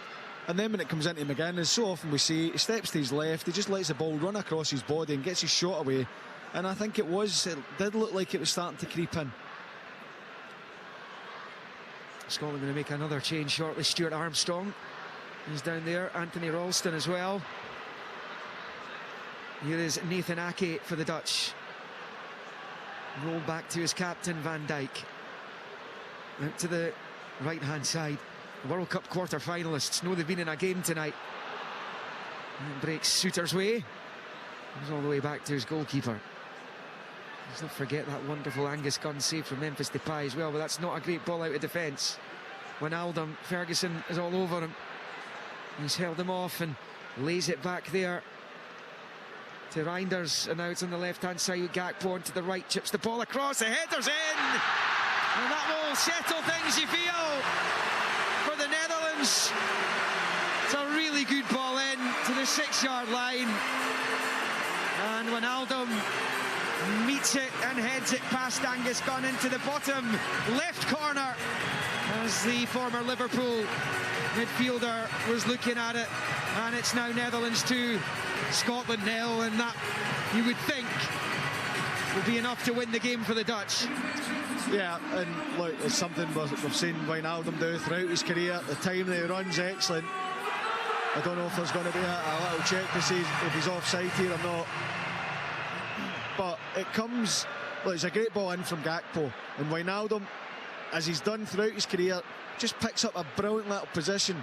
But in the lead up to, Angus Gunn had the chance to play it to Ryan Porteous, and he goes for the clip over the head at Gakpo, and he hits it straight to Gakpo and allows Netherlands to maintain their attack. And these are things that you can look at and trying to iron out. Obviously, you know, you don't want to be leaving anyone spare in the middle of the box as well, but it just feels so harsh for the performance that Scotland have put in. But it's a lesson, isn't it? Because you don't take your chances against the big nations, and Scotland have had chances tonight. You can be punished as Ralston replaces Patterson and Armstrong replaces Christie. That's Jorginho Wijnaldum's 28th international goal. Moved to Saudi Arabia last summer. He was on loan at Roma from Paris Saint-Germain last season. He was at Liverpool for 5 years. He's scoring goals 10 years ago at major tournaments, the World Cup in Brazil. Scored 3 at the last European Championship finals as well, which the Dutch part hosted in this stadium. But that one coming on 73 minutes will knock the stuffing out of the Scots, who've put in a wonderful performance this evening, but 2-0 down now, and the run without a win will be extended to 6 games for the first time in 15-16 years. And that's why it's so important to play against teams at this level, because it's been a great performance and you can take confidence in, you know, the passing, the control in the game at times, the threat, the chances created. But you also get a stark reminder that the Dutch haven't been anywhere near at their best for me, and they've managed to get 2 goals. And they always look dangerous with their movement and their speed in the attack. And that is why you play these games, because yes, it's a friendly, as John Souttar just plays a wayward pass into midfield. Here's a chance. Xavi Simons at the edge of the box, shoots for goal, drags his right foot, low effort past the left hand post, and it stays Netherlands 2, Scotland 0 going into the final 15 minutes. But they concede again, James, 3-0. You're at that point, you can't be over positive about it if you're on the receiving end of that kind of defeat. You can't be, because it's just back to the point I was making when John Souttar tries that forced pass to John McGinn through about 5 or 6 bodies, that this is a reminder of the level that you're playing at. Now, when you go and play in the tournament, you might get a bit of praise for a performance and running a team close, particularly a bigger nation. We want to go there and qualify. We don't want, oh, it was great to have Scotland back at a tournament again. And these players don't want that. So it is just a little reminder that teams of quality don't always have to be their best to beat you. You have to be switched on, and you have to make sure you do everything properly. But there's still enough positives to take out of this game. There's a chance for the Dutch again. Xavi Simons through, and the man down. The referee's having a look at it, and he's telling Memphis Depay to stop complaining. You might have been in on goal, and you're not going down there. As Scotland coming a counter here, it's been all about the Dutch the last 10 minutes or so. It's Armstrong on the far side. He was on the score sheet in the last international against the Norwegians. A 3-3 draw. Here is Ferguson, who is helping Bologna potentially qualify for the Champions League, which would be quite something. Here is Ralston. It's a cross in, the header's wide for McTominay. Another opportunity comes and goes for Scotland. They've had 3 or 4 gilt-edged opportunities tonight. They haven't taken any of them, and it stays Netherlands 2, Scotland 0. And it's the best cross of the game from Scotland again. Worked really well into the wide area. Touch and deliver from Ralston. And Scott McTominay is just given a little nudge by Gertrude as he goes to head it, and it looks like he's going to put it in the back of the net, and it just goes wide. But it was still a good opportunity. and this goes back to the point of how many positives, how far do you go in taking positives? Yes, you create the chances, but you need to take them as well. Can't be a game of played well, controlled it, created loads of chances, but we never scored. So I think a goal for Scotland would give a lot more, weight to the performance. Yeah. The Dutch have made a couple of changes. Memphis Depay's come off, as has Xavi Simons. Wout Weghorst of Hoffenheim got both their goals against Argentina at the World Cup quarter-final. And bad-tempered affair against the eventual winners. And Borussia Dortmund's Daniel Malen has come on as well. 29th cap for him, 30th for Weghorst. There's 8 goals in total for his country, and he got a warm welcome from the home supporters there as he made his way onto the park. Sports Sound here, BBC Radio Scotland Extra on digital and online at bbc.co.uk/Sports Scotland. Lower league action for you tomorrow on the show. And we're back with the national team on Tuesday night against Northern Ireland, live here on the radio and on the telly, as well as Adams puts pressure on Van Dijk and comes off Van Dijk and out for a Scotland throw-in up the park. We can try and get a foothold in this game again. A little bit stunned. And that second goal hit the back of the net from Wijnaldum. Here's Armstrong down the left-hand side looking for space to cross. He wins the throw-in. This time it's a bit level with the Dutch 6-yard line. Over on the far side. Robertson over it. Bowls it short to McTominay. And back to Robertson. And back to Suter. Suter looks up at the box. It's a poor ball though. It's come right through to Flecken. Comfortable take for the Dutch keeper. And they've given it away at the back again. How many times have they done that tonight? Armstrong for Scotland. Out to the left for Robertson. His cross takes a deflection. It's going to break to Adams. Elects to keep it in play, looking for his club mate Armstrong. It's cleared though. Here's Robertson again. Left angle of the box. Finds Scott McTominay. Then to Robertson. They get the ball in, and comes the cross from Robertson. It's too close to the keeper again though, and he holds on with both gloves. 79 on the clock. Netherlands 2, Scotland 0. Yeah, they're still getting in positions to put balls into the box, and unfortunately the quality just hasn't been there at times. There's Malen down the right hand side. Low ball in is cleared by Porteous. Armstrong controls on the chest. Sees what's ahead of him, not much, so he rolls it out to Robertson, who switches the play to Celtic's Ralston. Across the halfway line for McGinn. McGinn then to Ralston. And then to Ferguson. And back to the edge of the centre circle for Jack Hendry. Low ball to Porteous to his right. Gets it out to Ralston on this near side. Faced by Gakpo. Infield to Ferguson. McGinn has it nicked off him. And the Dutch have it back with Joey Veerman, who we saw up against Rangers in Champions League qualifying over the last couple of seasons. And it's Van Dijk. Little short ball to Gertruda. And then to Van Dijk again. Final 10 minutes, James. Yeah, and the game is looking stretched now. There's a chance, yeah. Opportunity perhaps here for Wijnaldum again. Outside the box, rolling it to Malen on the left foot. Shoots, and it's blocked by Suter.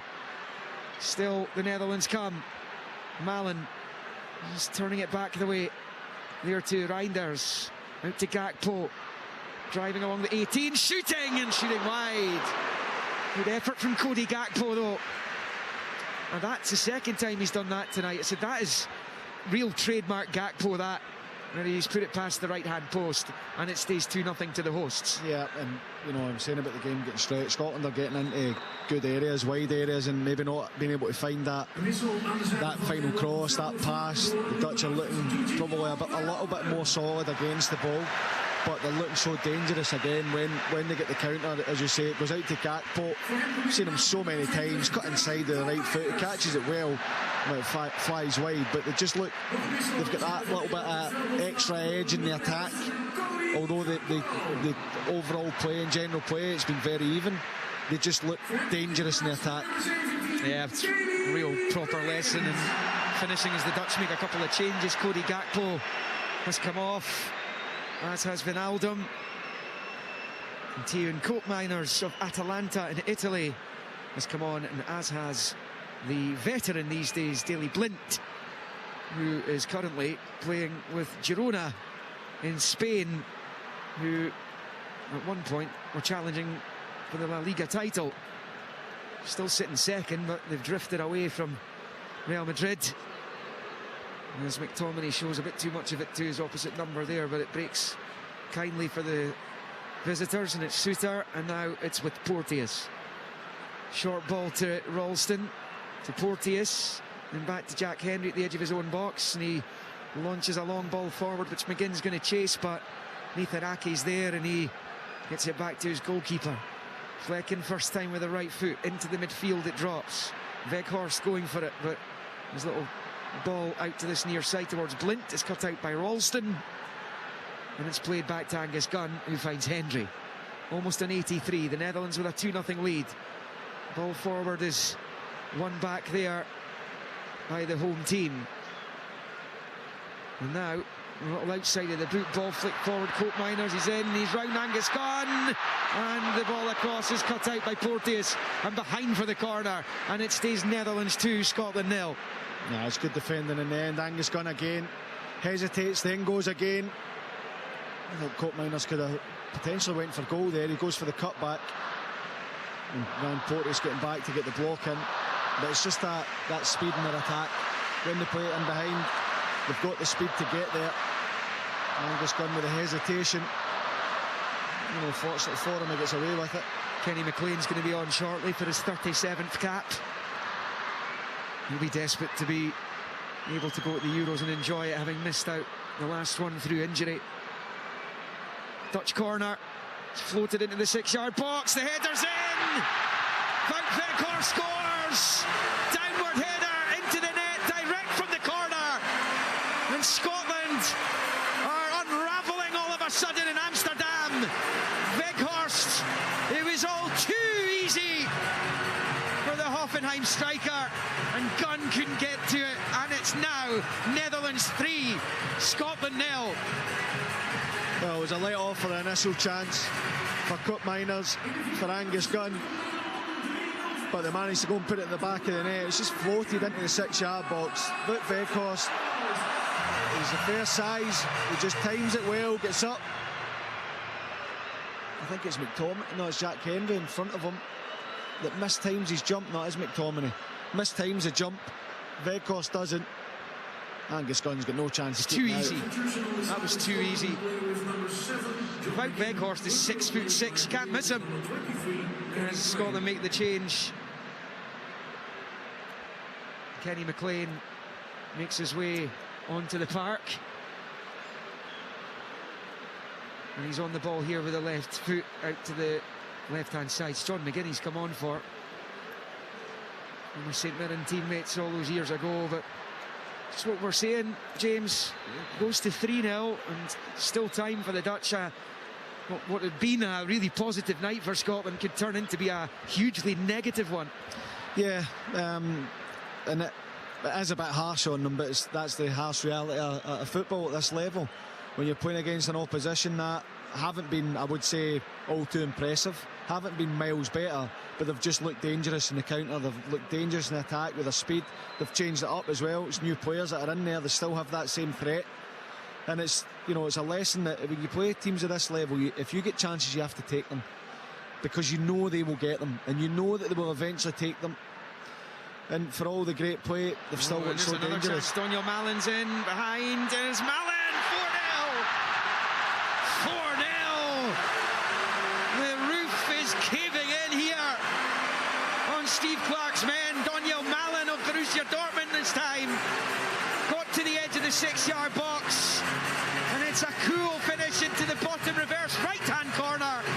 And all of a sudden, Scotland are on the receiving end of a thrashing here in Amsterdam. Netherlands 4, Scotland 0. Yeah, I'm going to be honest, I didn't see it coming. I thought the performance level has been so high, and it's Mallin does brilliantly. He makes a run across the defence, he just bends his run. I think it's Jack Henry gambles, tries to step up, play him offside, gets it all wrong. Timing the run's excellent, timing the pass is excellent, and the finish as well. Outside of the boot, beyond Gunn, and it is now. How many positives can you take out of a 4-0 defeat, and there's still time left in the clock as well? They're checking this. It's tight, but he looks on. Yeah. He looks like he's timed it on to perfection. He makes a run, bends it in front of Jack Hendry, I think it is, who steps up, but he maybe steps up too late. The timing of the run, the pass is good, and it's a really good finish. I think we're all a bit stunned here. Scotland should have scored 2 or 3 goals themselves tonight, and they'll be kicking themselves. They make their way back to their base. And it goes out for a throw-in over on the far side for Robertson to take. In fact, I think it's eventually going to be given as a free kick. Long ball forward, looking for Ferguson. Van Dijk underneath it and heads clear. To the left-hand side for Stuart Armstrong on the turn on the touchline. Level the edge of the centre circle, back to Robertson. Now it's with McLean. Oh, he's run into trouble. Mallon has it back for the Dutch, and he's driving forward. They look hungry for more here. Over on the right-hand side, 2 or 3 waiting in the middle. Comes off McTominay, breaks Scotland's way. McLean, then Armstrong with a poor touch to the edge of the area. He's on the deck, forcing it back into his own box. Suter goes back to his keeper, and Gunn dumps it out for a Dutch throw-in over on the far side. Yeah, that composure, that shape, that aggression, it looks like it's gone. The Dutch are looking so dangerous anytime they pick the ball up. A bit of nerves. Look, it's 4-0. Of course, they're going to feel the result, but they're looking a bit shell-shocked at the minute in defence. That's now 18 goals conceded in 6 matches, where they haven't managed to find a victory. And bleeding goals all of a sudden. As Jack Hendry picks up. I mean, they were 1-0 down with 18 minutes to play. And suddenly they don't know what day of the week it is. You move into the 90th minute. 4-0 to the Dutch. It's McLean to Porteous. And suddenly you're going from a position at half-time and maybe deeper into the second half of thinking, Scotland, nothing to fear going to the European Championship finals now. And now suddenly you're all concerned about it again.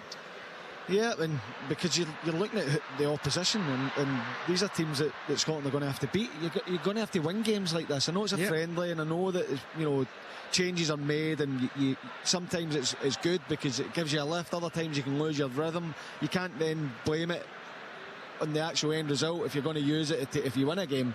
In terms of the changes, so I think that you're going to have to take your chances. You're going to have to defend situations better if you've got any hopes or aspirations of qualifying out a group campaign. And for so long it was so good, but you're sitting looking at a 4-0 defeat and you're trying to build confidence from it. And it's look, you could step back and say performance wise it was good, if this and if that, but that's not how football's played. 3 minutes added, we're into the first of them, and I think Steve Clark just hoping this doesn't get any worse. It is a chance though for the Dutch. Mallon's in behind again. This time it's over the bar when the flag goes up. He's a flying machine, Doniel Mallon, and he has caused Scotland so many problems since coming off the bench. I think they'll just thankfully didn't start the game. He's been lightning. Well, you can be thankful, but players at that level are going to be in teams that you're playing against. You need to deal with it. You have to deal with it, and Scotland haven't since they come on. Weghorst is a different proposition because he doesn't have that speed to go and run behind, but he's got the presence, the physical presence, and you have to deal with these situations, and Scotland haven't dealt with it. A lot of changes, and it can disrupt the rhythm of the team, but it's still a 4-0 defeat, and what was promised to be so many positives coming out of this game, it's very hard to make that argument because of the actual result. And talking about taking these games to build confidence, to give you practice for getting into the tournament, and it's just a 4-0 defeat. It's very, very hard to take the positive required getting into a massive tournament. Not just that, they're going to be opening up the tournament against the home side Germany, who are being written off by so many people. Always a dangerous thing to do, and given it's their tournament and they'll be playing on the opening night, the Germans will be up for that one, and that is the worry, that's the danger, that this kind of situation can occur on the biggest stage of all. And it's played back to Nathan Aki at the edge of his own box. He finds here Truda. And it looks like the Dutch have had their fun. They're just knocking the ball around with just a minute of the stoppages left. And Steve Clarke is going to have to think pretty quickly about how he puts a positive spin on this, because he would have been thinking, okay, we lose the game 1-0, I can still go into that media conference afterwards with relative buoyancy. Yeah. I think, look, to try and, you know, we're emotional, to try and take a step back, the big moments in games, we always hear it, the big moments have really mattered. Scotland had a chance in the first half, brilliant save, no blame at anyone. Shankland has a chance. These are moments that change the game. There's another chance for the Dutch, and it's over the bar. Cope Miners, it's a wonderful ball by Malen. That's the difference. The subs that the Dutch have made this evening have upped the ante for them. It's injected new life into them. Whereas for the Scots, they've come off it since then. Yeah, well, they look like they're going to score every time they go forward now, and it wasn't the case for large parts of the game. And you have to try and, you know, deal with that. You have to try and adjust.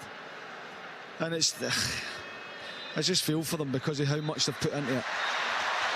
It's all over, and the natives here in Amsterdam weren't too impressed with what they saw in the first half, albeit the wonderful goal from Tijani Reinders brought them to their feet. 5 minutes from half-time, that after Scotland had hit the bar, Ryan Christie's header was saved, tipped onto the goal frame by Flaken. It was a really good move by the Scots. Christie was unfortunate because it produced a world-class bit of goalkeeping.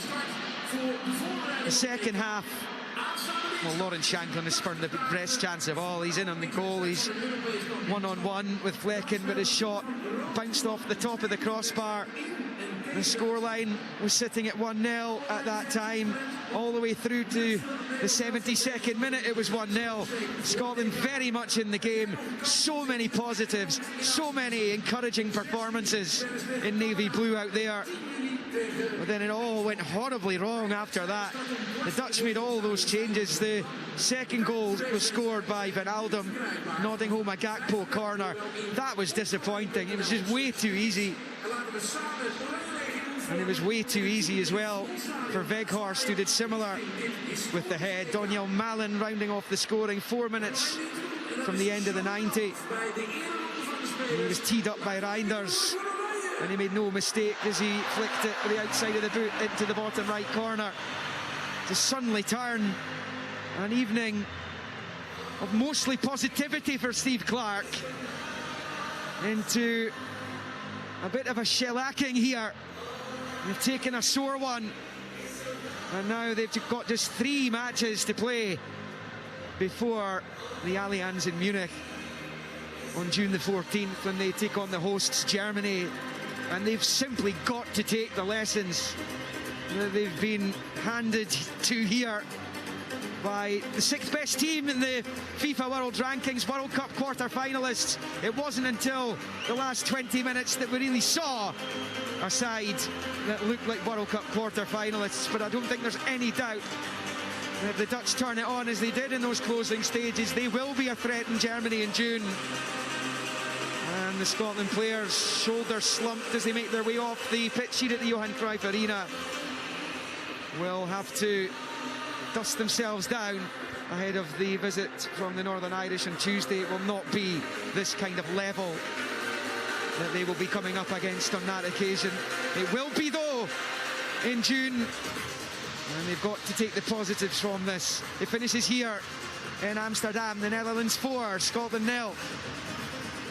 On digital radio. Online at BBC Sport Scotland. Or play BBC Radio Scotland Extra on your smart speaker or BBC Sounds. This is Sports Sound. There's no substitute.